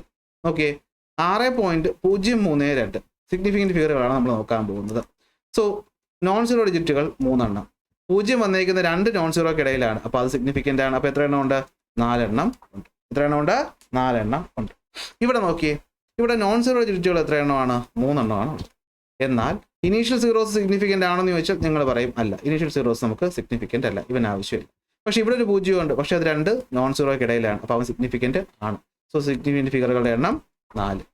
കിട്ടുന്നുണ്ടോ? ഇനി ഞാൻ ചോദ്യം പറയും, നിങ്ങൾ അതിൻ്റെ ഉത്തരം കമൻറ്റ് ചെയ്യണം. ഒന്നാമത്തെ ചോദ്യം 0.020 എത്ര സിഗ്നിഫിക്കൻ്റ് ഫിഗറുകളുണ്ട്? 0.020 എത്ര സിഗ്നിഫിക്കൻ്റ് ഫിഗറുകളുണ്ട്? രണ്ടാമത്തെ ചോദ്യം, 2.341 എത്ര സിഗ്നിഫിക്കൻ്റ് ഫിഗറുകളുണ്ട്?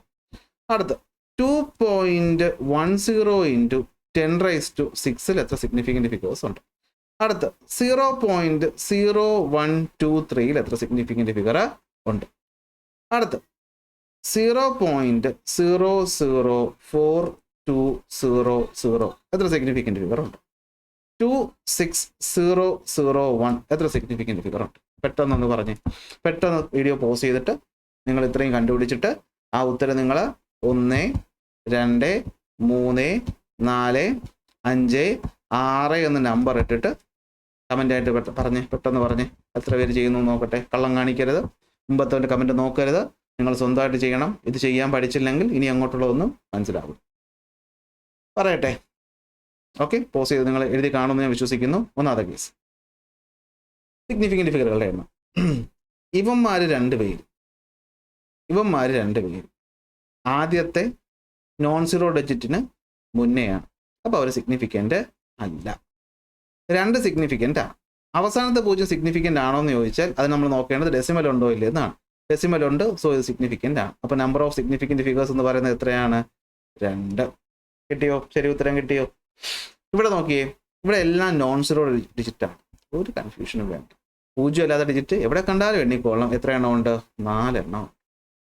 ഇവിടെ നോൺ സീറോ ഡിജിറ്റും ഉണ്ട്, 10ന്റെ പവറും ഉണ്ട്. 10ന്റെ പവർ അപ്പം തന്നെ നമ്മൾ വെട്ടി ഇല്ല. പിന്നെ ഉള്ളത് 2.10. 2 1 ഉണ്ടെന്നറിയാം, 0 ഡെസിമൽ ആയതുകൊണ്ട് ഉണ്ടെന്നറിയാം. സോ എത്ര? 3 സിഗ്നിഫിക്കൻറ്റ് ഫിഗറാണ്. അടുത്ത 4ാമത്തെ ചോദ്യം. 0.012. 0 എന്ന് പറയുന്നത് ആദ്യം കിടന്നാൽ അവനെ കൂട്ടത്തില്ല, ഇല്ല. 1, 2, 3. അപ്പോൾ എത്ര എണ്ണമാണുള്ളത്? 3 സിഗ്നിഫിക്കൻറ്റ് ഫിഗറാണ് ഉള്ളത്. എത്ര സിഗ്നിഫിക്കൻറ്റ് ഫിഗറാണ് ഉള്ളത്? 3. അടുത്ത് ദൈവന്മാർ 3 ഇല്ല എന്നുള്ളത് ഇപ്പം തന്നെ മനസ്സിലായിട്ടുണ്ട്. 4ഉം 2ഉം ഉണ്ട്. അവസാനത്തെ 0 ഡെസിമൽ ആയതുകൊണ്ടുണ്ട്. അപ്പോൾ 1, 2, 3, 4 എത്ര സിഗ്നിഫിക്കൻറ്റ് ഫിഗർ? 4 significant figure. ഇവിടെ നോക്കിയേ, 2, 6, 0, 0, 1. അപ്പോൾ 2ഉം 6ഉം ഉണ്ട്, 1ഉം ഉണ്ട്, ഇടയിലായതുകൊണ്ട് അതുകൊണ്ട്. അപ്പോൾ 3, 4, 5 സിഗ്നിഫിക്കൻറ്റ് ഫിഗർ. എത്ര സിഗ്നിഫിക്കൻറ്റ് ഫിഗർ? 5 significant figure. ഒരു ചോദ്യം. 31.00 എത്ര സിഗ്നിഫിക്കൻറ്റ് ഫിഗർ ഉണ്ട്? 120 എത്ര സിഗ്നിഫിക്കൻറ്റ് ഫിഗർ ഉണ്ട്? 130 × 10⁴ എത്ര സിഗ്നിഫിക്കൻറ്റ് ഫിഗർ ഉണ്ട്? പെട്ടെന്ന് പറ. അപ്പോൾ നിങ്ങൾ പറയും നോൺ സീറോ ഡിജിറ്റുകളെല്ലാം സിഗ്നിഫിക്കൻ്റ് ആണ് സാറേ. ഡെസിമൽ കഴിഞ്ഞിട്ട് വരുന്ന സീറോസ് ആയതുകൊണ്ട് അവർ സിഗ്നിഫിക്കൻ്റ് ആണ്. അപ്പോൾ നമ്പർ ഓഫ് സിഗ്നിഫിക്കൻറ്റ് ഫിഗേഴ്സ് എത്രയാണ് ഇവിടെ? 4 ആകും. ഇവിടെ നോൺ സീറോ ഡിജിറ്റുകൾ സിഗ്നിഫിക്കൻ്റ് ആണ്, പക്ഷേ ഈ പറയുന്ന സീറോ എന്ന് പറയുന്നത് ഡെസിമൽ ഇല്ലാതെ വന്നതാണ്. അപ്പോൾ ഡെസിമൽ ഇല്ലാതെ വരുന്ന ഇവൻ വില്ലനാണ്, അവനില്ല. സോ സിഗ്നിഫിക്കൻറ്റ് ഫിഗറുകളുടെ എണ്ണം ഇവിടെ 2 ആകുന്നു. 130 × 10⁴. 10⁴ പവറാണ്. അതിലെ 4 എന്ന് പറയുന്ന ഓർഡർ ഓഫ് മാഗ്നിറ്റ്യൂഡ് ആണ്. അതൊക്കെ നമുക്കറിയാം, പക്ഷേ അവൻ സിഗ്നിഫിക്കൻ്റ് അല്ലെന്നും അറിയാം. 130 എന്ന് പറയുന്ന സംഖ്യ എന്ന് പറയുന്ന ഡെസിമൽ എവിടെയെങ്കിലും കാണുന്നുണ്ടോ? ഇല്ല. അപ്പോൾ പിന്നെ 1 3 കൂട്ടാൻ പറ്റുമോ? അവസാനത്തെ 0 കൂട്ടാൻ പറ്റുമോ? ഇല്ല. അപ്പോൾ സിഗ്നിഫിക്കൻറ്റ് ഫിഗറുകളുടെ എണ്ണം എത്രയാണ്? 2. എത്രയാണ്? 2. കിട്ടിയോ? മനസ്സിലായോ?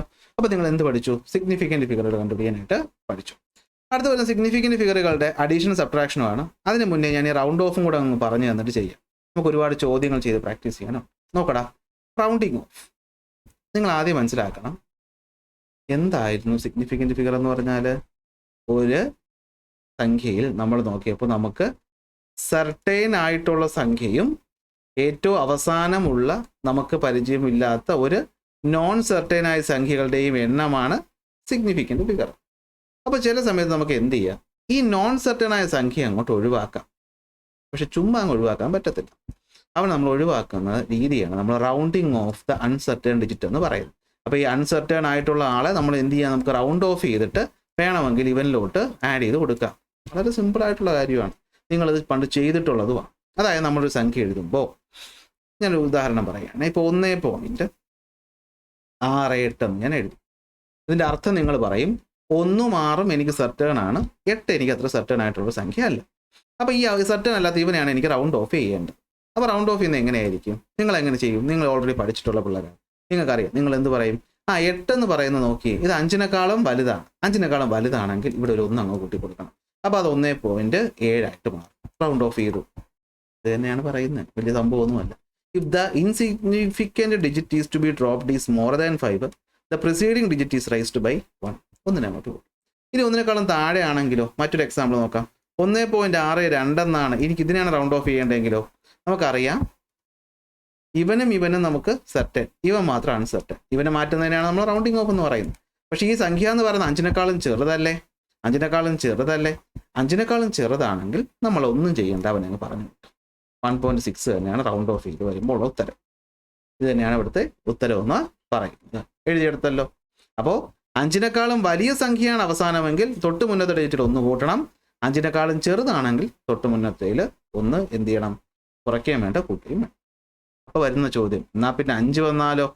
അതിന് മുമ്പ് നമുക്ക് ചോദ്യം ചെയ്യാം. നോക്കിയേ, ഞാൻ ഈ എഴുതുന്ന സംഖ്യകളെല്ലാം നിങ്ങൾ എന്ത് ചെയ്യണം? 2 സിഗ്നിഫിക്കൻറ്റ് ഫിഗർ ആയിട്ട് റൗണ്ട് ഓഫ് ചെയ്യണേ. 2 സിഗ്നിഫിക്കൻറ്റ് ഫിഗർ ആയിട്ട് റൗണ്ട് ഓഫ് ചെയ്യണം. ഒന്നാമത്തെ സംഖ്യ എഴുതാൻ പോവുകയാണേ.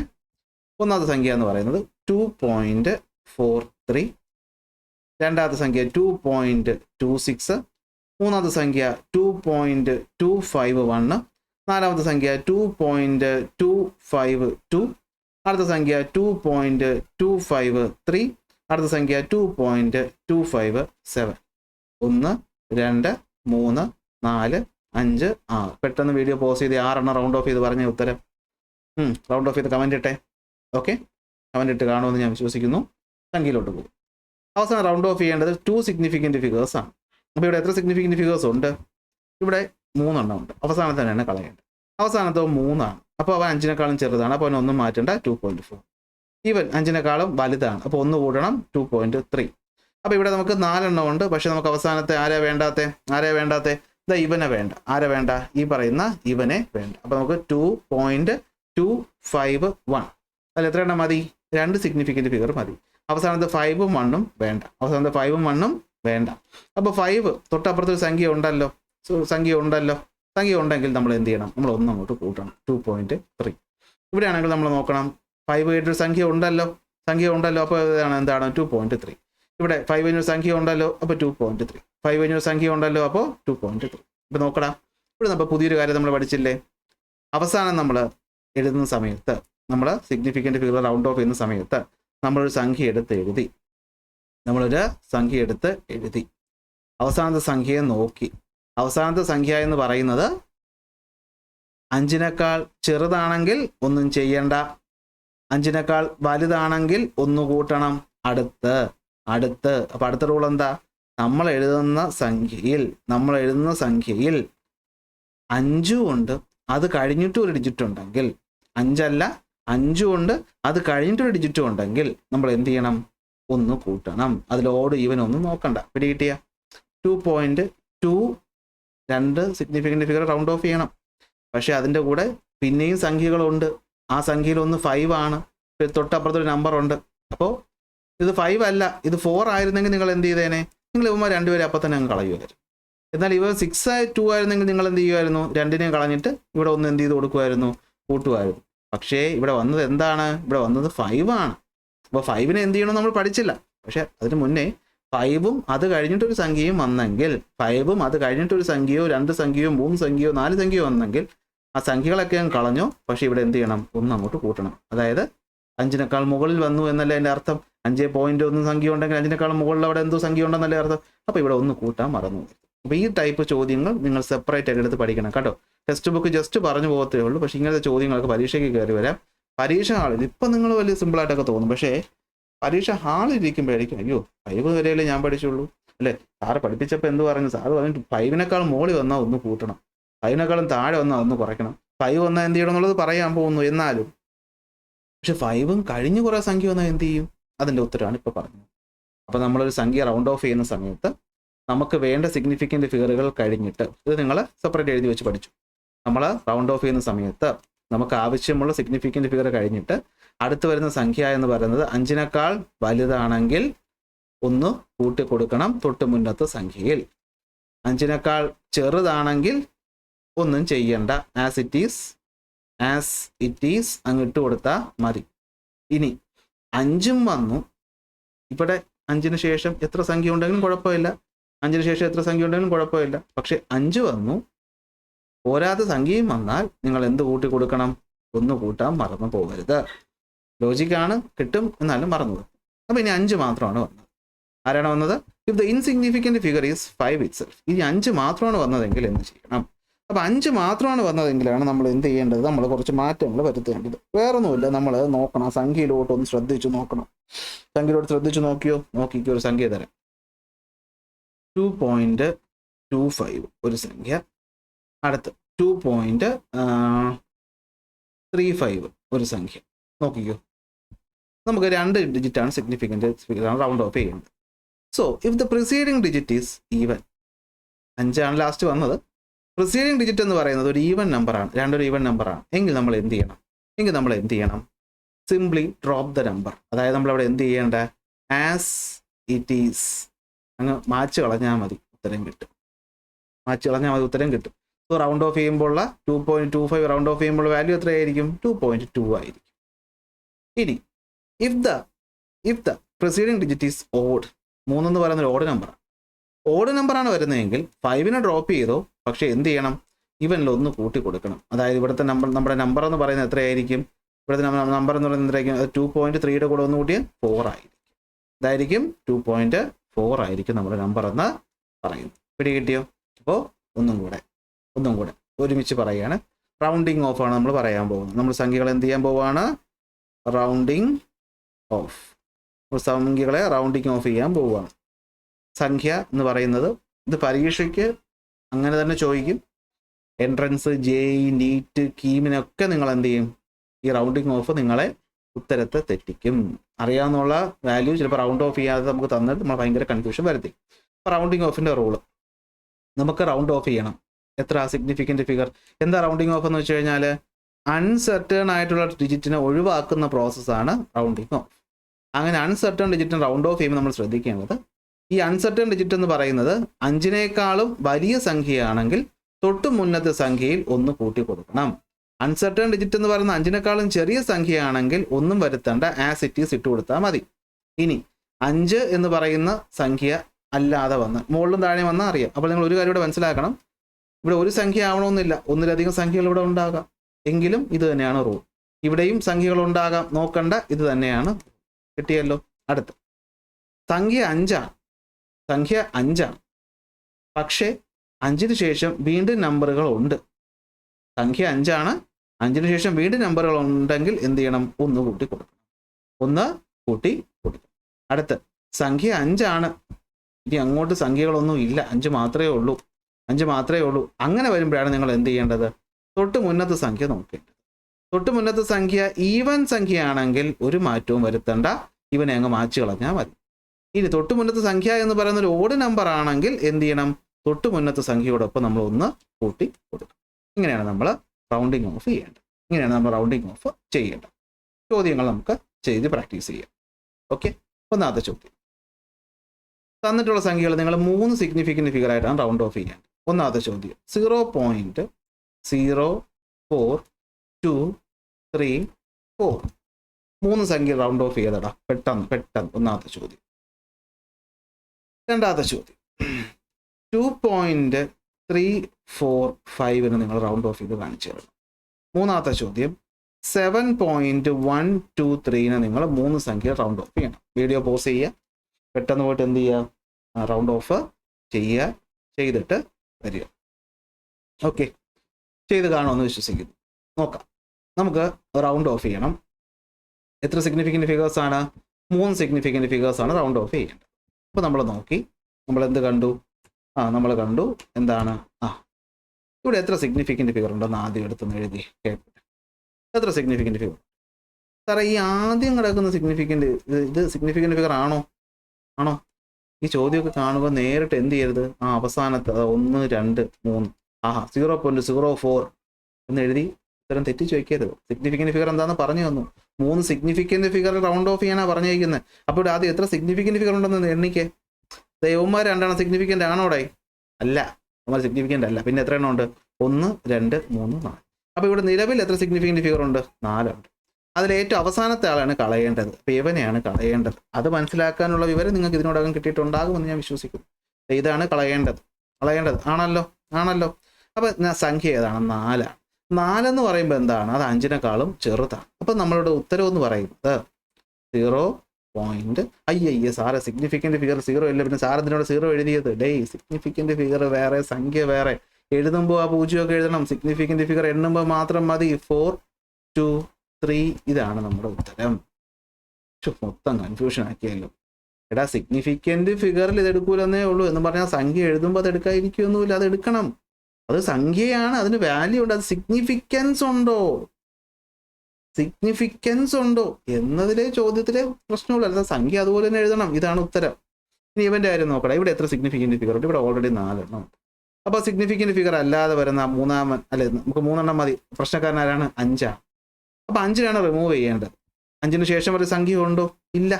അപ്പോൾ പിന്നെ എന്ത് ചെയ്യും? 5 മുന്നത്തെ ആളെ നോക്കണം. അത് 4 ഈവൻ ആണെങ്കിൽ പിന്നെ ഒരു കുഴപ്പമില്ല, അങ്ങ് എഴുതി വെച്ചാൽ മതി. സോ ഇതാണ് ഉത്തരം. കിട്ടുന്നുണ്ടോ? ഇവിടെ നോക്കി, ഇവിടെ നമുക്ക് റൗണ്ട് ഓഫ് ചെയ്യേണ്ട സംഖ്യ എന്ന് പറയുന്നത് എത്രയാണ്? ഇതെല്ലാം സിഗ്നിഫിക്കൻ്റ് ഫിഗേഴ്സ് ആണ്. അപ്പോൾ റൗണ്ട് ഓഫ് ചെയ്യേണ്ട സംഖ്യ എന്ന് പറയുന്നത് ആരാണ്? യവനെയാണ്. 3 ഒരു കുഴപ്പമില്ല. 7.12 അങ്ങ് എഴുതി വെക്കുക. കിട്ടിയോ? ഒരു ചോദ്യം കൂടി തരട്ടെ. നോക്കിയേ, 3.1352 എത്ര സിഗ്നിഫിക്കൻ്റ് ഫിഗർ ആക്കണം? 3 ആക്കണം. 1 2 3 ഇവനെയാണ് കളയേണ്ടത്. പക്ഷേ ഇവൻ 5.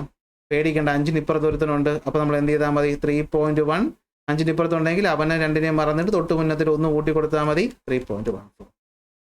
അടുത്ത അഞ്ചാമത്തെ ചോദ്യം. 23510. 23510 നോക്കാം. 23510 ഉണ്ടല്ലോ. അപ്പോൾ നമുക്ക് എത്ര മതി? 1 ആണുള്ളത്. അപ്പോൾ എന്ത് ചെയ്യാം? 235 അങ്ങ് എഴുതി വെച്ചാൽ മതി. 1 0 അല്ലേ? 1 എന്ന് വെച്ചാൽ 5 ചെറുതല്ലേ? അപ്പോൾ ഒന്നും വേണ്ട, 235 ആണ് ഉത്തരം എന്ന് പറയും. ഇങ്ങനെയാണ് നമ്മൾ റൗണ്ടിങ് ഓഫ് ചെയ്യുന്നത്. ഓക്കെ. അപ്പോൾ പ്രസിഡന്റ് ഡിജിറ്റ് റൈസ് ടു 1 ഈ സാധനങ്ങളൊക്കെയാണ് ഞാനിവിടെ നിങ്ങൾക്ക് പറഞ്ഞ് തന്നത്. ഓക്കെ ആണല്ലോ? അപ്പോൾ ഇതാണ് നമ്മുടെ സിഗ്നിഫിക്കൻ്റ് ഫിഗറിൻ്റെ കേസ് എന്ന് പറയുന്നത്. ഇനി ലാസ്റ്റായിട്ട് നമുക്ക് ഈ അരിത്തമെറ്റിക് ഓപ്പറേഷൻ വലിയ സംഭവമൊന്നുമല്ല, സിമ്പിൾ സാധനമാണ്. അതുകൂടെ പറഞ്ഞ് നമ്മൾ കുറേ ചോദ്യങ്ങൾ ചെയ്തിട്ട് നമ്മൾ ഇന്നത്തെ ക്ലാസ് അവസാനിപ്പിക്കും. അപ്പോൾ സിഗ്നിഫിക്കൻ്റ് ഫിഗറുകൾ അടിസ്ഥാനപ്പെടുത്തിക്കൊണ്ട് നമ്മൾ സംഖ്യകളെ മൾട്ടിപ്ലൈ ചെയ്യുകയോ ഡിവൈഡ് ചെയ്യുകയോ ചെയ്യുമ്പോൾ നമ്മൾ ഫോളോ ചെയ്യേണ്ട റൂൾ എന്താണ് എന്ന് വെച്ചാൽ ഞാനിപ്പോൾ ഒരു ചോദ്യം ചോദിക്കാം.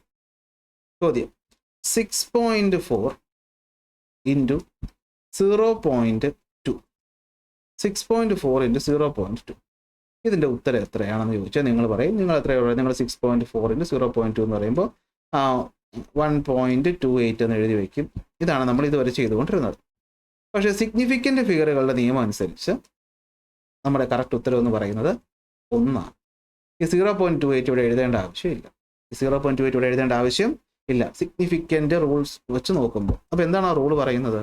മൾട്ടിപ്ലിക്കേഷനോ ഡിവിഷനോ നമ്മൾ ചെയ്യുമ്പോൾ ഫൈനൽ റിസൾട്ടിൽ, ഇത് മൾട്ടിപ്ലിക്കേഷൻ ഡിവിഷനും മാത്രം, അഡീഷനും സബ്ട്രാക്ഷനും ഇല്ല, മൾട്ടിപ്ലിക്കേഷനോ ഡിവിഷനോ നമ്മൾ ചെയ്യുമ്പോൾ നമ്മൾ ഉത്തരത്തിനകത്ത് എന്ത് ചെയ്യണമെന്ന് വെച്ച് കഴിഞ്ഞാൽ നോക്കിയേ, the result should retain as many significant figures as there are in the original number with the least significant figures. എന്ന് വെച്ചാൽ നമ്മൾ 2 സംഖ്യകളെ മൾട്ടിപ്ലൈ ചെയ്യുന്ന സമയത്ത് ആ 2 സംഖ്യകളുടെയും അല്ലെങ്കിൽ 2 സംഖ്യകളിലും എത്ര സിഗ്നിഫിക്കൻ്റ് ഫിഗറുകൾ ഉണ്ടെന്ന് നോക്കണം.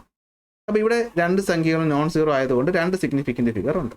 ഇവിടെ ആദ്യത്തെ 0 എടുക്കാത്തതുകൊണ്ട് 1 സിഗ്നിഫിക്കൻ്റ് ഫിഗറേ ഉള്ളൂ. ഇനി the result should retain, result നമ്മൾ എഴുതുന്ന സമയത്ത് നമ്മൾ റീറ്റെയിൻ ചെയ്യണം as many significant figures as there are in the original number with the least significant figure. എന്ന് വെച്ചാൽ നമ്മൾ ഏത് സംഖ്യയാണോ മൾട്ടിപ്ലൈ ചെയ്യേണ്ടത് അതിലുള്ള സിഗ്നിഫിക്കൻ്റ് ഫിഗറുകൾ നോക്കിയിട്ട് അതിൽ ഏറ്റവും കുറവ് സിഗ്നിഫിക്കൻ്റ് ഫിഗർ ഉള്ളത് ഏതാണെന്ന് എടുത്തിട്ട് അത്രയും നമ്പർ ഓഫ് സിഗ്നിഫിക്കൻ്റ് ഫിഗർ മതി ഉത്തരത്തിൽ. അപ്പോൾ ഇവിടെ ഒരു സിഗ്നിഫിക്കൻ്റ് ഫിഗർ ഉണ്ടെങ്കിൽ 1.28 നമ്മൾ സിഗ്നിഫിക്കൻ്റ് ഫിഗർ എന്ന് പറയുന്നത് എന്താണ്? 1 മതി. ഈ 2നെ 8നെയും കളയാം. 2 5-നെക്കാളും ചെറുത്, റൗണ്ടിങ് ഓഫിൻ്റെ ഒന്നും ആവശ്യമില്ല. 1 ആണ് ഉത്തരം എന്ന് പറയുന്നത്. ഇതാണ് ഒന്നാമത്തെ റൂൾ. അപ്പോൾ ഇത്രയേ ഉള്ളൂ. നമ്മൾ സംഖ്യകളെ മൾട്ടിപ്ലൈ ചെയ്യുകയോ ഡിവൈഡ് ചെയ്യുകയോ ചെയ്യുന്ന സമയത്ത് സിഗ്നിഫിക്കൻ്റ് ഫിഗറുകൾ വെച്ച് നോക്കുന്ന സമയത്ത് നമ്മൾ എന്ത് ചെയ്യണം? നമ്മൾ ചോദ്യത്തിൽ തന്നിട്ടുള്ള സംഖ്യകളുടെ സിഗ്നിഫിക്കൻ്റ് ഫിഗറുകളുടെ എണ്ണം നോക്കണം, മൾട്ടിപ്ലിക്കേഷനും ഡിവിഷനും മാത്രം. എന്നിട്ട് അതിൽ ഏറ്റവും കുറവുള്ളത് ഏതാണോ ആ നമ്പർ ഓഫ് സിഗ്നിഫിക്കൻ്റ് ഫിഗർ മതി ഉത്തരത്തിൽ. എൻട്രൻസ് ഇങ്ങനത്തെ ചോദ്യങ്ങളൊക്കെ വരും. അതുകൊണ്ടാണ് പബ്ലിക് എക്സാമിനും വരും, തെറ്റും. ഇതൊക്കെ അപ്പോൾ നമ്മൾ മനസ്സിലായി. ഇപ്പോൾ ചിലപ്പോൾ നിങ്ങൾ ട്യൂഷൻ ക്ലാസ്സിലോ അല്ലെങ്കിൽ മറ്റ് പ്ലാറ്റ്ഫോമിലോ ഒന്നും ഇത്രയും ഡീറ്റെയിൽ ആയിട്ടൊന്നും ഈ ടോപ്പിക്ക് പഠിപ്പിച്ചിട്ടുണ്ടാവില്ല. അവർ പെട്ടെന്ന് റൂൾ പറഞ്ഞു പോകും. പക്ഷേ അതിനകത്തുള്ള ട്വിസ്റ്റുകളും കൂടെ നിങ്ങൾ ശ്രദ്ധിച്ച് പഠിക്കണം എന്നാണ് എനിക്ക് പറയാനുള്ളത്. ഓക്കെ. അല്ലെങ്കിൽ പരീക്ഷയ്ക്ക് എന്തുകൊണ്ടാണ് +1 +2 പാടാവുന്നത്? നമ്മൾ ടെസ്റ്റിലെ ഈ പറയുന്ന 5 എക്സാമ്പിൾ നോക്കിയിട്ട് പോയാൽ പോരാ. നമുക്ക് ഇപ്പോൾ ലൈവ് ക്ലാസ്സിൽ അല്ലെങ്കിൽ മറ്റ് ക്ലാസ്സുകളിൽ അധ്യാപകർ എന്ത് ചെയ്യുമെന്ന് വെച്ച് കഴിഞ്ഞാൽ, എല്ലാവരും അല്ല, നന്നായിട്ട് പഠിപ്പിക്കുന്നവരുണ്ട്, ചിലർ എന്ത് ചെയ്യുമെന്ന് വെച്ച് കഴിഞ്ഞാൽ സിമ്പിൾ ടോപ്പിക്ക് മാത്രം പറഞ്ഞങ്ങ് പോകും. ഇതുപോലെ ഈ പാടുണ്ടാകുന്ന കൺഫ്യൂഷൻ ഉണ്ടാകുന്ന ടോപ്പിക്ക് പറയില്ല. കാരണം എന്താണെന്നറിയാവോ? നിങ്ങൾ ആ സാറിനെ അടുത്ത ടോപ്പിക്കിലോട്ട് പോകാൻ സമ്മതിക്കത്തില്ല. നിങ്ങൾ പറയും സാറേ സംശയം മനസ്സിലായി, സാറേ ഒന്നുകൂടി പറയാം. അപ്പോൾ കുറേ പറഞ്ഞെങ്കിലും സാറുമാർക്ക് മടുക്കും. അതുകൊണ്ട് അവർ എന്ത് ചെയ്യത്തില്ല, പറയാതെ ഇവിടെ 36.48 ഡിവൈഡഡ് ബൈ 12 എന്നൊരു സംഭവം ഉണ്ടെന്ന് വിചാരിക്കാം. അപ്പോൾ നിങ്ങൾ നോക്കുമ്പോഴത്തേക്ക് ഇവിടെ സിഗ്നിഫിക്കൻറ്റ് ഫിഗറുകളുടെ എണ്ണം എത്രയാണ്? ഇവിടെ 4 സിഗ്നിഫിക്കൻറ്റ് ഫിഗർ ഉണ്ട്. ഇവിടെ എത്ര സിഗ്നിഫിക്കൻറ്റ് ഫിഗർ ഉണ്ട്? 2 എണ്ണം ഉണ്ട്. അപ്പോൾ ഉത്തരം നമ്മൾ ചെയ്യുന്ന സമയത്ത് നമ്മൾ എത്ര സിഗ്നിഫിക്കൻറ്റ് ഫിഗർ എടുത്താൽ മതി? 2 സിഗ്നിഫിക്കൻറ്റ് ഫിഗർ എടുത്താൽ മതി. ഇവിടെ ആൻസർ എന്ന് പറയുന്നത് നിങ്ങൾക്ക് കാൽക്കുലേറ്റർ ഉപയോഗിക്കാമെന്ന് തോന്നുന്നു അല്ലേ? നിങ്ങൾക്ക് പരീക്ഷയ്ക്ക് കാൽക്കുലേറ്റർ യൂസ് ചെയ്യാൻ പറ്റത്തില്ലേ? പറ്റും. സ്റ്റേറ്റുകാർക്ക് പറ്റും, CBSE-കാർക്ക് മാത്രം പറ്റത്തില്ല. അപ്പോൾ 36.48 ഡിവൈഡഡ് ബൈ 12 ഉത്തരം എത്ര വരും?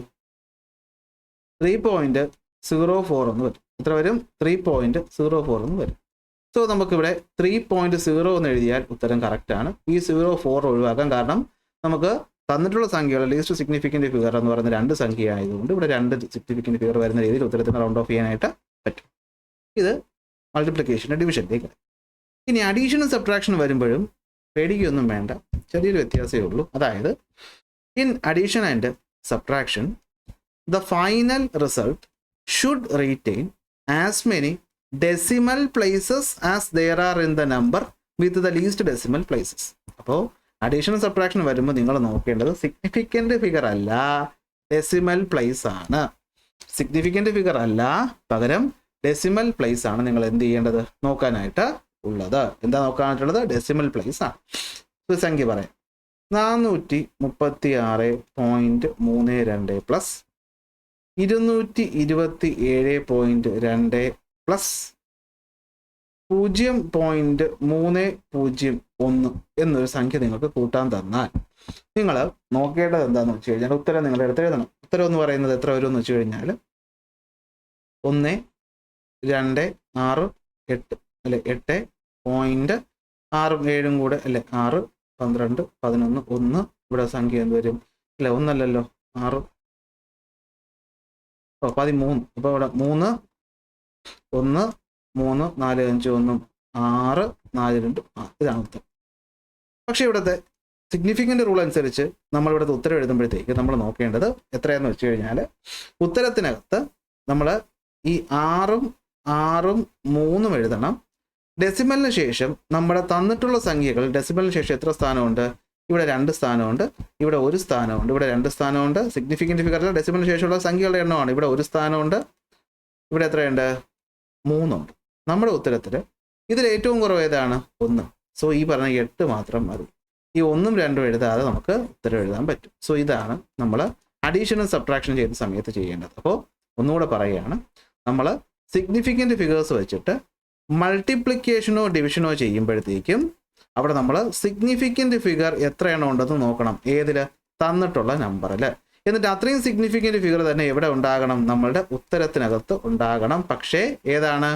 Least significant figure, least number of significant figure വരുന്ന സംഖ്യ ഏതാണോ അതിൻ്റെ അത്ര സിഗ്നിഫിക്കൻറ്റ് ഫിഗർ എവിടെ ഉണ്ടാവണം? റിസൾട്ടിലും ഉണ്ടാവും. ഇനി അഡീഷനും സബ്ട്രാക്ഷനും വരുന്ന സമയത്ത് നമ്മൾ സിഗ്നിഫിക്കൻറ്റ് ഫിഗർ അല്ല നോക്കേണ്ടത്, ഡെസിമൽ കഴിഞ്ഞിട്ട് എത്ര പ്ലേസ് ഉണ്ടെന്ന് നോക്കണം. ഡെസിമൽ കഴിഞ്ഞിട്ട് എത്ര പ്ലേസ് ഉണ്ടെന്ന് നോക്കണം. അത്രയും പ്ലേസിൻ്റെ ഏറ്റവും ലോവസ്റ്റ് ആയിട്ടുള്ള സാധനം എവിടെ ഉണ്ടാകണം? നമ്മുടെ ഉത്തരത്തിനകത്ത് ഉണ്ടാവണം. അത് ഉത്തരത്തിനകത്ത് ഉണ്ടാവും. ഇത് പ്രാക്ടീസ് ചെയ്യണം. കൂടുതലായിട്ട് നമുക്ക് എന്ത് ചെയ്യാം? ചോദ്യങ്ങൾ ചെയ്യാം. അപ്പോൾ ഇത്രയും കാര്യങ്ങൾ നിങ്ങൾ പഠിച്ചു കഴിഞ്ഞെങ്കിൽ നിങ്ങൾ ഇവിടെ വെച്ച് ഒരു ബ്രേക്ക് എടുത്തിട്ട് ഈ തന്നിട്ടുള്ള സാധനം ഒന്നുകൂടെ ഒരു 1, 2, 3 തവണ വായിച്ചു നോക്കിയതിന് ശേഷം നമ്മൾ എന്ത് ചെയ്യാൻ പോവുകയാണ്? ചോദ്യങ്ങൾ ചെയ്യാനായിട്ട് പോവുകയാണ്. ഓക്കെ, അപ്പോൾ റെഡിയല്ലേ? നമ്മൾ എന്ത് ചെയ്യാൻ പോവുകയാണ്? ഇന്ന് പഠിച്ച ടോപ്പിക്കായിട്ട് ബന്ധപ്പെട്ട് ഇതുവരെ ചോദിച്ച ഒരുപാട് ചോദ്യങ്ങളുണ്ട്. അതെല്ലാം നമ്മൾ എന്ത് ചെയ്യാൻ പോവുകയാണ്? ചെയ്യാനായിട്ട് പോവുകയാണ്. അപ്പോൾ റെഡിയല്ലേ? അപ്പോൾ നമുക്ക് എന്ത് ചെയ്യാം? ചോദ്യങ്ങൾ ചെയ്യാം. നിങ്ങളെല്ലാവരും ഞാൻ പറഞ്ഞ പോലെ ഫുള്ള് വായിച്ച് പഠിച്ചിട്ടുണ്ടാവുമെന്ന് വിശ്വസിക്കുന്നു. നോട്ട് എഴുതി തന്നെ പോകണം. നോട്ട് എഴുതാതെ PDF വെച്ച് പഠിച്ചിട്ട് ഈ ചോദ്യങ്ങളൊക്കെ ചെയ്യാൻ നിന്നാൽ ഉറപ്പായിട്ടും ബുദ്ധിമുട്ടുണ്ടാകും. അപ്പോൾ എന്ത് ചെയ്യണം? നോട്ട് എഴുതി തന്നെ പോകുമെന്ന് വിശ്വസിക്കുന്നു. നമുക്ക് ആദ്യം സിമ്പിളായി പഠിച്ച സിഗ്നിഫിക്കൻറ്റ് ഫിഗറുകളുടെ എണ്ണം കാൽക്കുലേറ്റ് ചെയ്യുന്ന ചോദ്യത്തിലോട്ട് പോകാം. So find the number of significant figures എന്നതാണ് ചോദ്യം. അപ്പോൾ ഒന്നാമത്തെ ചോദ്യം നമ്മൾ നോക്കി. സിഗ്നിഫിക്കൻറ്റ് ഫിഗറുകളുടെ എണ്ണം നമുക്ക് കണ്ടുപിടിക്കണം. നമുക്കറിയാം ഡെസിമലിൽ ആദ്യം വരുന്ന ഇത്രയും സംഖ്യകൾ സിഗ്നിഫിക്കൻ്റ് അല്ല. സോ ഇവിടെ ഒരു സംഖ്യ മാത്രമേ ഉള്ളൂ. So number of significant figures എന്ന് പറയുന്നത് ഇവിടെ ഉത്തരം 1 ആകുന്നു. ഇവിടെയാണെങ്കിൽ നമുക്ക് നോക്കിയാൽ അറിയാം ഡെസിമൽ സംഖ്യയാണ്, അതുകൊണ്ട് അവസാനത്തെ 0 സിഗ്നിഫിക്കൻ്റ് ആയിരിക്കും. നോൺ സീറോ ഡിജിറ്റുകൾ സിഗ്നിഫിക്കൻ്റ് ആയിരിക്കും. നോൺ സീറോയ്ക്ക് ഇടയിൽ വരുന്നതും സിഗ്നിഫിക്കൻ്റ് ആയിരിക്കും. അപ്പോൾ മൊത്തം 1 2 3 4 5 6. So number of significant figures 6. Okay അല്ലേ? ഇവിടെ നോക്കിയേ, ഇവിടെ നമുക്കിത് കണ്ടപ്പോൾ തന്നെ അറിയാം ഈ സാധനം സിഗ്നിഫിക്കൻ്റ് അല്ല. ഡെസിമൽ ആയതുകൊണ്ട് ലാസ്റ്റ് 0 സിഗ്നിഫിക്കൻ്റ് ആണ്. 6 4 2 സിഗ്നിഫിക്കൻ്റ് ആണ്. അപ്പോൾ മൊത്തം സിഗ്നിഫിക്കൻ്റ് ഡിജിറ്റുകളുടെ എണ്ണം എന്ന് പറയുന്നത് 4. ഇവിടെ നോക്കിക്കഴിഞ്ഞാൽ നമുക്ക് അറിയാൻ പറ്റും ഡെസിമൽ സംഖ്യ ആയതുകൊണ്ട് തന്നെ അവസാനത്തെ 0 സിഗ്നിഫിക്കൻ്റ് ആണ്. അപ്പോൾ 3 4 5. സോ ഉത്തരം 5. ഇവിടെ നോക്കിക്കഴിഞ്ഞാൽ ആദ്യത്തെ ഈ 2 എണ്ണം സിഗ്നിഫിക്കൻ്റ് അല്ല. പിന്നെ സിഗ്നിഫിക്കൻ്റ് ആയിട്ടുള്ളത് 1 2 3. ലാസ്റ്റ് 0 ഡെസിമൽ ആയതുകൊണ്ട് സിഗ്നിഫിക്കൻ്റ് ആണ്. അപ്പോൾ 4 ആണ് ഉത്തരം എന്ന് പറയുന്നത്. ഇവിടെ നോക്കിയപ്പോൾ കണ്ടറിയാം 10⁸ സിഗ്നിഫിക്കൻ്റ് അല്ല. പിന്നെ ഉള്ളത് 3 സംഖ്യ. So number of significant figures എന്ന് പറയുന്നത് 3. ഇതേ സ്പീഡിൽ നിങ്ങൾക്ക് ചെയ്യാനായിട്ട്, ഇതിനേക്കാൾ സ്പീഡിൽ നിങ്ങൾക്ക് ചെയ്യാനായിട്ട് പറ്റണം. അടുത്ത ചോദ്യം, state the number of significant figures in the following. ഇത് മുന്നേ ചോദിച്ചിട്ടുള്ളതാണ്. അപ്പോൾ നമുക്ക് നോക്കാം. ഇവിടെ സിഗ്നിഫിക്കൻ്റ് ഫിഗേഴ്സ് നോക്കുമ്പോഴത്തേക്കും ഇത്രയും സംഖ്യകൾ എന്തല്ല, സിഗ്നിഫിക്കൻ്റ് അല്ല. ആദ്യം വരുന്നതാണ്, ഇവ മാത്രമാണ് significant. So number of significant figures 1. ഇവൻ സിഗ്നിഫിക്കൻ്റ് അല്ല. പിന്നെ സിഗ്നിഫിക്കൻ്റ് ഫിഗർ ആയിട്ടുള്ളത് ഇവർ 3 പേര്. സോ ഉത്തരം 3. ഇവിടെയാണെങ്കിൽ ഇവൻ സിഗ്നിഫിക്കൻ്റ് അല്ല. 1 2 3 4 എണ്ണമാണ് സിഗ്നിഫിക്കൻ്റ് ആയിട്ട് വരുന്നത്. സോ ഉത്തരം 4.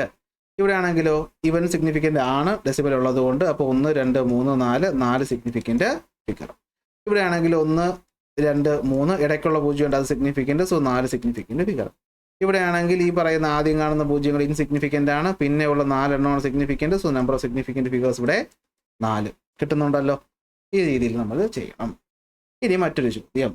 അപ്പോൾ ഇതുവരെ കണ്ടത് സിമ്പിൾ ചോദ്യം. ഇനി ഇവിടുന്ന് ചോദിക്കാൻ ചാൻസ് ഉള്ള ടഫ് ചോദ്യങ്ങളോട്ട് പോകാം. 1. Each side of a cube is measured to be 7.203 meter. What is the total surface area and volume of the cube to appropriate significant figures? ഇതാണ് ചോദ്യം. അപ്പോൾ ഇവിടെ ചെയ്യുമ്പോൾ നമുക്ക് 2 പ്രശ്നമാണുള്ളത്. ഒന്ന് ക്യൂബിൻ്റെ സർഫസ് ഏരിയ കണ്ടുപിടിക്കാൻ അറിയണം, വോളിയം എടുക്കാൻ അറിയണം, എന്നിട്ട് അതിന് സിഗ്നിഫിക്കൻ്റ് ഫിഗറിലോട്ട് മാറ്റാനും അറിയണം.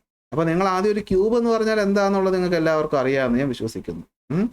ഒരു ക്യൂബ് എന്ന് പറഞ്ഞു കഴിഞ്ഞാൽ ഇതെന്തായിരിക്കും, ഇങ്ങനെ ഇരിക്കുന്ന സാധനമായിരിക്കും ഒരു ക്യൂബ് എന്ന് പറയുന്നത് അല്ലേ. അതിൽ എത്ര വശങ്ങളുണ്ടാവും? 6 വശങ്ങളുണ്ടാവും. അത് നിങ്ങൾക്ക് അറിയാം അല്ലെ. എത്ര വശങ്ങളുണ്ടാവും ഒരു ക്യൂബിന്? 6 വശങ്ങളുണ്ടാവും. അപ്പോൾ എന്താ പറഞ്ഞതെന്ന് വെച്ച് കഴിഞ്ഞാൽ ഇതിൻ്റെ ഓരോ സൈഡ് എന്ന് പറയുന്നത്, ഒരു ക്യൂബിൻ്റെ ഓരോ സൈഡ് എന്ന് പറയുന്നത് 7.203 മീറ്റർ ആകുന്നു. 4 സൈഡ്. എങ്കിൽ കണ്ടുപിടിക്കേണ്ടത് ഒന്ന് സർഫസ് ഏരിയയാണ്. അപ്പം മൊത്തം സർഫസ് ഏരിയ എന്ന് വെച്ചാൽ നമുക്ക് അറിയാം ഒരു ക്യൂബ് എന്ന് പറയുമ്പോൾ അതിനകത്ത് 6 ഫേസ് ആണ്. ഒരു സർഫസ് എന്ന് പറയുമ്പോൾ ഈ ഒരു ഭാഗം. അപ്പോൾ ഇതിൻ്റെ ഏരിയ എന്ന് വെച്ചാൽ ലെങ്ത് ഇൻറ്റു ബ്രെഡ്ത്ത്, ക്യൂബ് ആയതുകൊണ്ട് A × A. അപ്പോൾ ഏതാണ്? A² ആണ് ഒരു വശത്തെ ഏരിയ എന്ന് പറയുന്നത്. അപ്പോൾ ഈ ഒരു വശത്തെ ഏരിയ എന്ന് പറയുന്നത് A². അങ്ങനെ എത്ര എണ്ണം ഉണ്ട്? 6 എണ്ണം ഉണ്ട്. അപ്പോൾ ഫോർമുല 6A². ഇതറിയില്ലെങ്കിൽ നമ്മൾ പഠിച്ചു വയ്ക്കണം. നമുക്ക് ക്ലക്സ് ടേബിൾ എന്ന് പറയുന്ന ഒരു സാധനം നമുക്ക് പരീക്ഷയ്ക്ക് കൊണ്ടുപോകാൻ പറ്റുമെന്നാണ് എൻ്റെ വിശ്വാസം. അതിനകത്ത് ഇതൊക്കെ കൊണ്ട് തപ്പിയെടുത്ത് കണ്ടുപിടിച്ച് വയ്ക്കുക. ഓക്കെ, അപ്പോൾ നമ്മൾ കണ്ടുപിടിക്കാൻ പോവുക. അപ്പോൾ നമുക്ക് സർഫസ് ഏരിയ കണ്ടുപിടിക്കാനുള്ള ഫോർമുല കിട്ടി 6A². അതിൽ A എന്ന് വെച്ചാൽ ലെങ്ത് ഓഫ് 1 സൈഡ്. അപ്പോൾ അതിൻ്റെ സ്ക്വയർ എടുക്കണം. അപ്പോൾ 7.203 സ്ക്വയർ എടുത്തിട്ട് അതിന് 6 കൊണ്ട് മൾട്ടിപ്ലൈ ചെയ്ത് നമുക്ക് കിട്ടുന്ന ഉത്തരം 311.299254 മീറ്റർ² ആണ്. കാൽക്കുലേറ്റർ വെച്ച് നിങ്ങൾക്ക് കണ്ടുപിടിക്കാൻ പറ്റും. കാൽക്കുലേറ്റർ ഉപയോഗിക്കാം. ഉത്തരം എടുക്കണം. അപ്പോൾ നിങ്ങൾ ആലോചിക്കണം ഇവിടെ നടന്ന ഓപ്പറേഷൻ എന്താണ്? ഇവിടെ നടന്നത് 6 × A² ആണ്. സോ മൾട്ടിപ്ലിക്കേഷൻ ആണ് നടന്നത്. മൾട്ടിപ്ലിക്കേഷൻ്റെ റൂൾ അനുസരിച്ച് സിഗ്നിഫിക്കൻ്റ് ഫിഗറുകൾ എങ്ങനെ വേണം? നമ്മുടെ വാല്യൂവിൽ എത്ര സിഗ്നിഫിക്കൻ്റ് ഫിഗർ ഉണ്ടോ, നമുക്ക് തന്നിട്ടുള്ളത് ലെങ്ത് ഓഫ് 1 സൈഡ് ആണ് L. എത്രയാണത്? അത് 7.203 ആണ്. അപ്പോൾ ഉത്തരത്തിലും ഇവിടെ ഉള്ള അത്രയും നമ്പർ ഓഫ് സിഗ്നിഫിക്കൻ്റ് ഫിഗർ വേണം. ഇവിടെ എത്ര സിഗ്നിഫിക്കൻ്റ് ഫിഗർ ഉണ്ടെന്ന് നമുക്ക് കണ്ടുപിടിക്കാൻ പറ്റൂലേ? പറ്റും. നമ്മൾ ചെയ്തതാണ്. എത്ര എണ്ണം ഉണ്ട്? 4 ഉണ്ട്. ഉത്തരത്തിലും എത്ര സിഗ്നിഫിക്കൻ്റ് ഫിഗർ മതി? അപ്പോൾ 4 മതി. അതായത് നമുക്ക് ആരെയൊക്കെ ഒഴിവാക്കാം? 3 മതി. 1.3. അപ്പോൾ നമുക്ക് എന്ത് ചെയ്യണം? റൗണ്ട് ഓഫ് ചെയ്യുന്ന കാര്യം ഇവിടെ വന്നു. കണ്ടോ? ഉത്തരം എത്രയാണ്? 311.299254 ആണ്. നമുക്കത് എത്ര സിഗ്നിഫിക്കൻ്റ് ഫിഗർ ഉണ്ട്? ഇതിനകത്ത് ഇപ്പോൾ എത്ര എണ്ണം ഉണ്ട്? 3 4 5 6 7 8 9 സിഗ്നിഫിക്കൻ്റ് ഫിഗർ ഉണ്ട്. പക്ഷെ നമുക്കതിൽ എത്ര എണ്ണം മതി? 4 എണ്ണം മതി. അപ്പോൾ ആദ്യത്തെ 4 എണ്ണം മതി. ചെയ്യുന്ന രീതിയാണ് പറഞ്ഞു തരുന്നത്. അപ്പോൾ ബാക്കിയുള്ളവർ നമ്മൾ റൗണ്ട് ഓഫ് ആണ് ചെയ്യേണ്ടത്. ചുമ്മാ മാച്ച് കളയരുത്. റൗണ്ട് ഓഫ് അതിനാണ് പഠിപ്പിച്ചത്. അപ്പോൾ റൗണ്ട് ഓഫ് ചെയ്തപ്പോൾ സംഖ്യ എന്ന് പറഞ്ഞാൽ 9 ആണ്. 9 5-നെക്കാളും വലുതാണ്. അപ്പോൾ 5-നേക്കാളും വലുതാണെങ്കിൽ തൊട്ട് മുമ്പത്തെ സംഖ്യയിൽ 1 നമ്മൾ കൂട്ടണം. അപ്പോൾ 1 കൂട്ടിയപ്പോൾ 2 3 ആയി. 3.311.3 ആണ് നമ്മുടെ മീറ്റർ സ്ക്വയർ ആണ് നമ്മുടെ ഉത്തരം എന്ന് പറയും. കിട്ടുന്നുണ്ടോ? അപ്പോൾ ഈ രീതിയിലാണ് നമ്മൾ ഉത്തരം ചെയ്യേണ്ടത്. അടുത്ത് ചോദിച്ചിട്ടുള്ളത് എന്താണ്? തീർന്നില്ല. വോളിയം. വോളിയം എന്ന് വെച്ചാൽ നമുക്കറിയാം അല്ലേ, എന്താണ് ഒരു ക്യൂബിൻ്റെ volume? Length into breadth into height, അതായത് a, അതായത് a ക്യൂബ്. അപ്പോൾ എത്രയാണ്? 7.0203 ദ ഹോൾ ക്യൂബ് എന്ന് വരും. അതിൻ്റെ ഉത്തരം ഒരു വലിയ സംഖ്യയാണ്. കാൽക്കുലേറ്റർ ചെയ്താൽ മതി. 373.71475 മീറ്റർ ക്യൂബ് എന്ന് വരും. റൗണ്ട് ഓഫ് ചെയ്യണം. ഇതിൽ എത്ര സിഗ്നിഫിക്കൻറ്റ് ഫിഗർ ഉണ്ട്? ഇപ്പോൾ 3, 4, 5, 6, 7, 8, 9 സിഗ്നിഫിക്കൻറ്റ് ഫിഗർ ഉണ്ട്. നമുക്കത് എത്രയായിട്ട് ചുരുക്കണം? 4 ആയിട്ട് ചുരുക്കണം. അപ്പോൾ നമ്മൾ 4 എണ്ണം എടുത്തല്ലോ. എന്നിട്ട് ബാക്കിയുള്ളവർ നോക്കിയപ്പോൾ സംഖ്യ 1 ആണ്. 1 5-നേക്കാളും ചെറുതാണ്. അപ്പോൾ 1 കൂട്ടേണ്ട ആവശ്യമുണ്ടോ? വേണ്ട. As it is 373.3 metre cube എന്ന് വരും ഉത്തരം. ഇതാണ് ഉത്തരം. ഇതാണ് കറക്റ്റ് സിഗ്നിഫിക്കൻറ്റ് ഫിഗർ ഉത്തരം. ഇതുപോലെ ചോദ്യങ്ങൾ തിരിച്ചു മറിച്ചൊക്കെ ചോദിക്കാം. അടുത്ത ചോദ്യം. The length, breadth and thickness of a metal sheet are 4.234 meter, 1.005 meter, 2.01 centimeter respectively. അപ്പോൾ നിങ്ങൾക്ക് വേണ്ടി ടിപ്പ് പറയാം. നമ്മൾ ഇനിയുള്ള ചോദ്യങ്ങളൊക്കെ എപ്പോഴും വായിച്ചു നോക്കുമ്പോൾ ചോദ്യത്തിൽ തന്നിട്ടുള്ള വാല്യൂസിൻ്റെ യൂണിറ്റുകൾ കൂടെ ശ്രദ്ധിച്ചോളണം. യൂണിറ്റ് എപ്പോഴും ഒരു യൂണിറ്റിലിട്ടേ നമുക്ക് ഫിസിക്സിൽ ഇനിയെന്നല്ല, നമ്മൾ കഴിഞ്ഞ വർഷം അങ്ങനെ തന്നെയാണ് ചെയ്തത്. അപ്പോൾ ഫിസിക്സിൽ നമ്മൾ ചെയ്യുമ്പോൾ യൂണിറ്റ് എപ്പോഴും ഒന്നായിരിക്കും. ഇനി give the area and volume of the sheet to correct significant figures. ഇതാണ് ചോദ്യം. അപ്പോൾ തന്നിട്ടുള്ളതൊക്കെ ആദ്യം എടുത്ത് എഴുതാം. എന്താ തന്നിട്ടുണ്ട്? ലെങ്ത് തന്നിട്ടുണ്ട്. എത്രയാണ്? 4.234 മീറ്റർ. അടുത്ത് ബ്രെഡ്ത്ത് ആണ് തന്നിട്ടുള്ളത്. ബ്രെഡ്ത്ത് എത്രയാണ്? 1.005 മീറ്റർ. അടുത്ത് തിക്നെസ് ആണ് തന്നിട്ടുള്ളത്. Thickness 2.01 centimetre. അപ്പോൾ ഇപ്പോൾ തന്നെ മനസ്സിലാക്കണം, നമ്മൾ സെൻറ്റിമീറ്ററിലുള്ളവനെ മീറ്ററിലോട്ട് ഇപ്പോൾ തന്നെ മാറ്റിക്കൊള്ളണം, അല്ലെങ്കിൽ പണി കിട്ടും. സെൻറ്റിമീറ്ററിലുള്ള നമ്മൾ എന്തിലോട്ട് മാറ്റണം? മീറ്ററിലോട്ട് മാറ്റണം. അപ്പോൾ ഇത്രയും സെൻറ്റിമീറ്ററിലെ മീറ്ററിലോട്ട് മാറ്റാൻ എന്ത് ചെയ്താൽ 100 കൊണ്ട് ഡിവൈഡ് ചെയ്താൽ മതി. അപ്പോൾ നമ്മളെങ്ങനെ എഴുതും? 2.01 × 10⁻² മീറ്റർ. ഓക്കെ. ബൈ 100 എന്ന് എഴുതും, 10⁻² എന്ന് എഴുതാമല്ലോ, അതറിയാമല്ലോ. ബൈ 100 എന്നുള്ളതിന് നമുക്ക് എന്തെടുക്കാം? 1/10² എന്ന് എടുക്കാം. 1/10² നമുക്ക് 10⁻² എന്ന് എടുക്കാം. ഈ മൈനസിൻ്റെ അർത്ഥം ഇത് ഡിവിഷനിൽ വരുമെന്നാണ്. ഓക്കെ, എടുത്തു, കിട്ടി. ഇനി ഇവിടുത്തെ സിഗ്നിഫിക്കൻറ്റ് ഫിഗർ ആയതുകൊണ്ട് അതുകൂടി ഇപ്പോഴേ നോക്കി വെച്ചിരിക്കുന്നത് തെറ്റുണ്ടോ? ഇവിടെ എത്ര സിഗ്നിഫിക്കൻറ്റ് ഫിഗർ ഉണ്ട്? 4. ഇവിടെ എത്രയുണ്ട്? 4. ഇവിടെ എത്രയുണ്ട്? 3 അല്ലേ? 3. ശരി, നമുക്ക് കണ്ടുപിടിക്കാം. ഏരിയ കണ്ടുപിടിക്കണം. അപ്പോൾ ഏരിയ കണ്ടുപിടിക്കാനുള്ള ഫോർമുല എന്താണ്? തിൻ മെറ്റൽ ഷീറ്റാണ് അല്ലേ? അതായത് ഇങ്ങനെയുള്ള ഒരു തിന്നായിട്ടുള്ളൊരു മെറ്റൽ ഷീറ്റാണ്. ആ മെറ്റൽ ഷീറ്റിൻ്റെ കുറച്ച് കാര്യങ്ങളാണ് നമുക്കിവിടെ തന്നിട്ടുള്ളത്. എന്തൊക്കെ തന്നിട്ടുണ്ട്? അതിൻ്റെ ലെങ്ത് തന്നിട്ടുണ്ട്, അതിൻ്റെ ബ്രെഡ്ത്ത് തന്നിട്ടുണ്ട്, പിന്നെ ഈ കാണുന്ന തിക്നെസ്സുമാണ് തന്നിട്ടുള്ളത്. അപ്പോൾ ഏരിയ കണ്ടുപിടിക്കാനുള്ള ഫോർമുല നമുക്കറിയണം. അത് ലെങ്ത് ഇൻറ്റു ബ്രെഡ്ത്താണ്. അപ്പോൾ ലെങ്ത് എന്ന് പറഞ്ഞു കഴിഞ്ഞാൽ 4.234 ഇൻറ്റു 1.005. കാൽക്കുലേറ്റർ മൾട്ടിപ്ലൈ ചെയ്യുന്നതായിരിക്കും നല്ലത്. നമുക്ക് ചെയ്ത് നോക്കാം. 4.234 ഇൻറ്റു 1.005. നമുക്ക് ഉത്തരം എന്ന് പറയുന്നൊരു വലിയ സംഖ്യ കിട്ടും. ഓക്കെ, എത്ര കിട്ടുമെന്ന് വെച്ച് കഴിഞ്ഞാൽ 4.2517 മീറ്റർ സ്ക്വയർ എന്ന് കിട്ടും. അടുത്ത ജോലി എന്താണ്? ഈ ഏരിയ നമുക്ക് എന്തിലോട്ട് മാറ്റണം? കറക്റ്റ് സിഗ്നിഫിക്കൻറ്റ് ഫിഗറിലോട്ട് മാറ്റണം. അപ്പോൾ ഇവിടെ നടന്ന ഓപ്പറേഷൻ എന്ന് പറയുന്നത് മൾട്ടിപ്ലിക്കേഷൻ അല്ലേടാ. അപ്പോൾ മൾട്ടിപ്ലിക്കേഷൻ നോക്കി നമ്മൾ എന്താ പറഞ്ഞത്? തന്നിട്ടുള്ള വാല്യൂസിൻ്റെ സിഗ്നിഫിക്കൻറ്റ് ഫിഗറുകൾ നോക്കുക. അതിൽ ഏറ്റവും കുറഞ്ഞ സിഗ്നിഫിക്കൻറ്റ് ഫിഗർ വാല്യൂ എത്രയാണോ അത് ഉത്തരത്തിലും പറയണം. നമ്മളിവിടെ തിക്നെസ് എടുത്തിട്ടില്ല. തിക്നെസ്സിൽ 3 ഉള്ളൂ, പക്ഷേ ഉത്തരത്തിൽ 3 ചാടി എഴുതരുത്. ഇവിടെ തെറ്റാനുള്ള സാഹചര്യം ഞാൻ പറഞ്ഞു തരട്ടെ. നിങ്ങൾ സിഗ്നിഫിക്കൻറ്റ് ഫിഗറിൻ്റെ റൂളൊക്കെ പഠിച്ചു വെച്ചിരിക്കും. നോക്കുമ്പോൾ എന്താണ്? തിക്നെസ് കണ്ടല്ലോ, തിക്നെസ്സിൽ 3 ഉള്ളൂ. അപ്പോൾ ഉത്തരത്തിൽ 3 മതി എന്ന് പറഞ്ഞ് ദയവ് ഇത് 3 എഴുതരുത്. എന്ത് ചെയ്യണം? നമ്മൾ 3 അല്ലാത്തൊരു സംഖ്യ വേണം എഴുതാൻ. ഓക്കെ, കാരണം എന്താണെന്ന് വെച്ചാൽ നമ്മളിവിടെ പറഞ്ഞ തിക്നെസ് ഉപയോഗിച്ചോ ഫോർമുലയിൽ ഇല്ല. അപ്പോൾ അത് എടുക്കരുത്, 4 വേണം. അപ്പോൾ 4.225 1 2 3 4 1 2 3 4. അടുത്ത സംഖ്യ 1 ആണ്. സോ റൗണ്ട് ഓഫ് ചെയ്യുമ്പോൾ ഒന്നും ആഡ് ചെയ്യേണ്ട ആവശ്യമില്ല. ഇത്രയും മീറ്റർ സ്ക്വയർ എന്ന് വരും ഉത്തരം. മനസ്സിലായോ? ഇത്രയും മീറ്റർ സ്ക്വയർ എന്ന് വരും ഉത്തരം. ഇപ്പോൾ ഇത് കറക്റ്റ്. അടുത്ത് തീർന്നോ? ഇല്ല. അടുത്ത് ചോദിച്ചിട്ടുള്ള എന്താണ്? വോളിയം ആണ്. അപ്പോൾ വോളിയം എന്ന് വെച്ച് കഴിഞ്ഞാൽ നമുക്കറിയാം ഫോർമുല എന്താണ്? വോളിയം കണ്ടുപിടിക്കേണ്ട ഫോർമുല എന്ന് വെച്ച് കഴിഞ്ഞാൽ എന്താണ്? അത് length into breadth into thickness ആണ്. മൾട്ടിപ്ലൈ ചെയ്യുക. 4.234 ഇൻറ്റു 1.005 ഇൻറ്റു 2.01 മൾട്ടിപ്ലൈ ചെയ്യണം. സോ നമുക്ക് മൾട്ടിപ്ലൈ ചെയ്ത് നോക്കാം.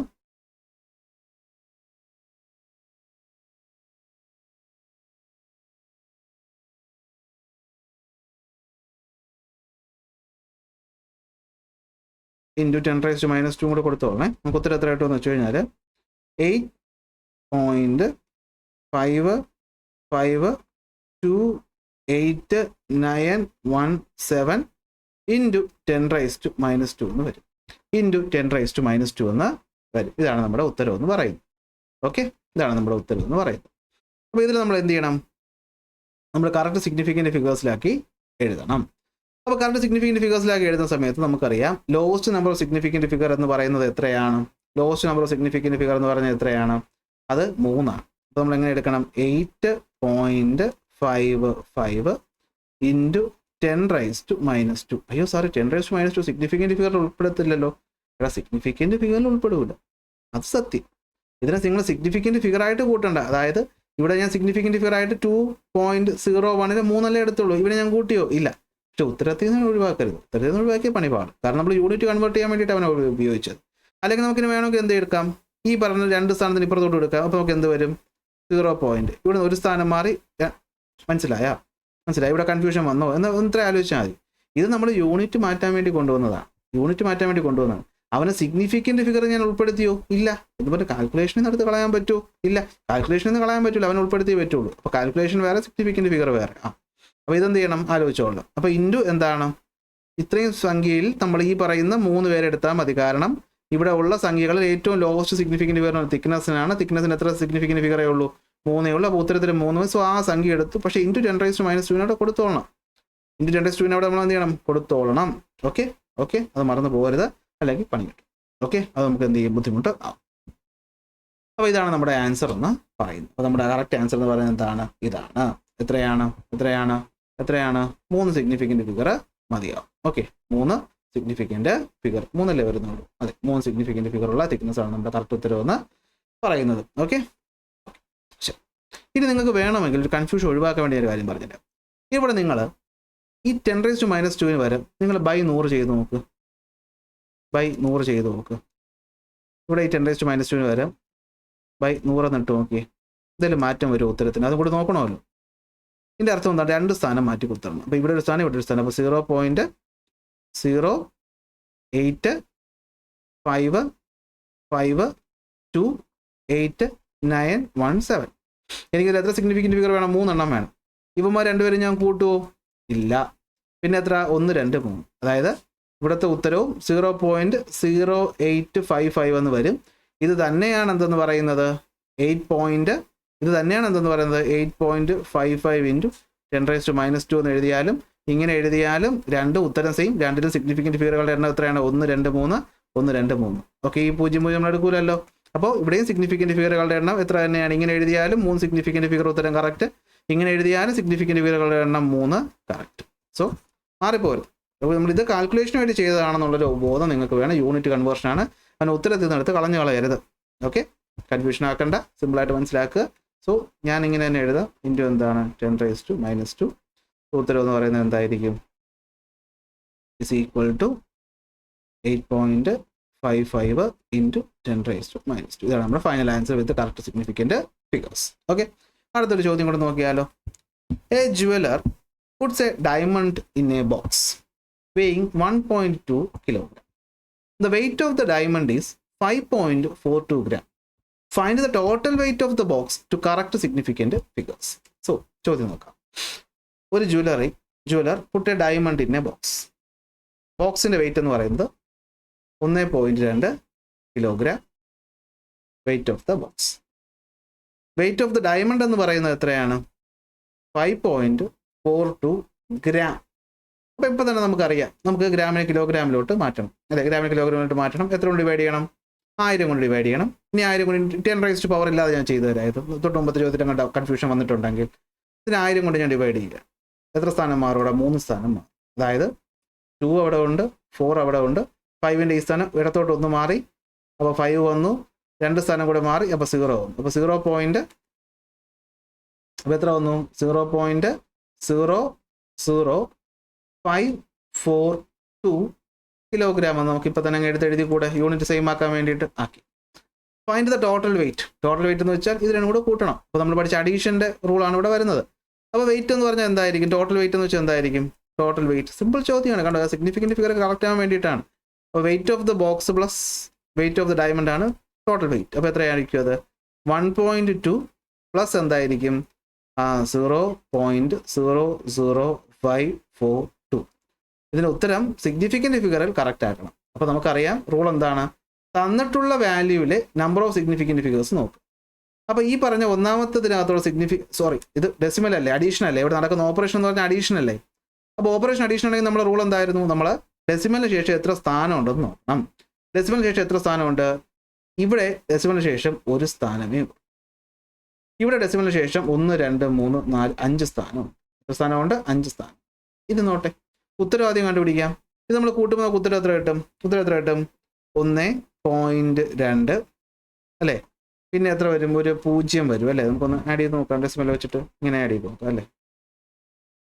1.2 പ്ലസ് 0.00542 24502.1 അല്ലേ. അപ്പോൾ 1.20542 എന്ന് വരും. ഇത്രയും കിലോഗ്രാമാണ് നമ്മുടെ ഉത്തരം എന്ന് പറയുന്നത്. ഇതല്ല ഉത്തരം. സിഗ്നിഫിക്കൻറ്റ് ഫിഗേഴ്സിൽ കറക്റ്റ് ആക്കണം. സിഗ്നിഫിക്കൻറ്റ് ഫിഗർ എങ്ങനെ കറക്റ്റ് ആക്കും? സിഗ്നിഫിക്കൻറ്റ് ഫിഗർ കറക്റ്റ് ആക്കാൻ നമ്മൾ ഇവിടെയുള്ള ഡെസിമലിന് ശേഷമുള്ള സ്ഥാനങ്ങളുടെ എണ്ണം എടുത്ത് 1, 5. അതിൽ ഏറ്റവും ലോവസ്റ്റ് സ്ഥാനം 1. അപ്പോൾ ഉത്തരം 1.2 കിലോഗ്രാം എന്ന് എഴുതിയാൽ മതി. കാരണം ഡെസിമലിന് ശേഷം ഒരു സ്ഥാനം റിട്ടേൺ ചെയ്താൽ മതി. അപ്പോൾ ഇത് സിഗ്നിഫിക്കൻ്റ്ലി എന്തായിട്ട് മാറും? കറക്റ്റായിട്ട് മാറും. സോ ഇവിടെ കറക്റ്റ് ഉത്തരം എന്ന് പറയുന്നത് 1.2 കിലോഗ്രാം. കുറച്ച് കൺഫ്യൂഷനൊക്കെ വന്നിട്ടുണ്ടാകും, കുഴപ്പമില്ല, പ്രാക്ടീസ് ചെയ്യുമ്പോൾ ശരിയായി. അപ്പോൾ ഇതാണ് നമ്മുടെ ചോദ്യം.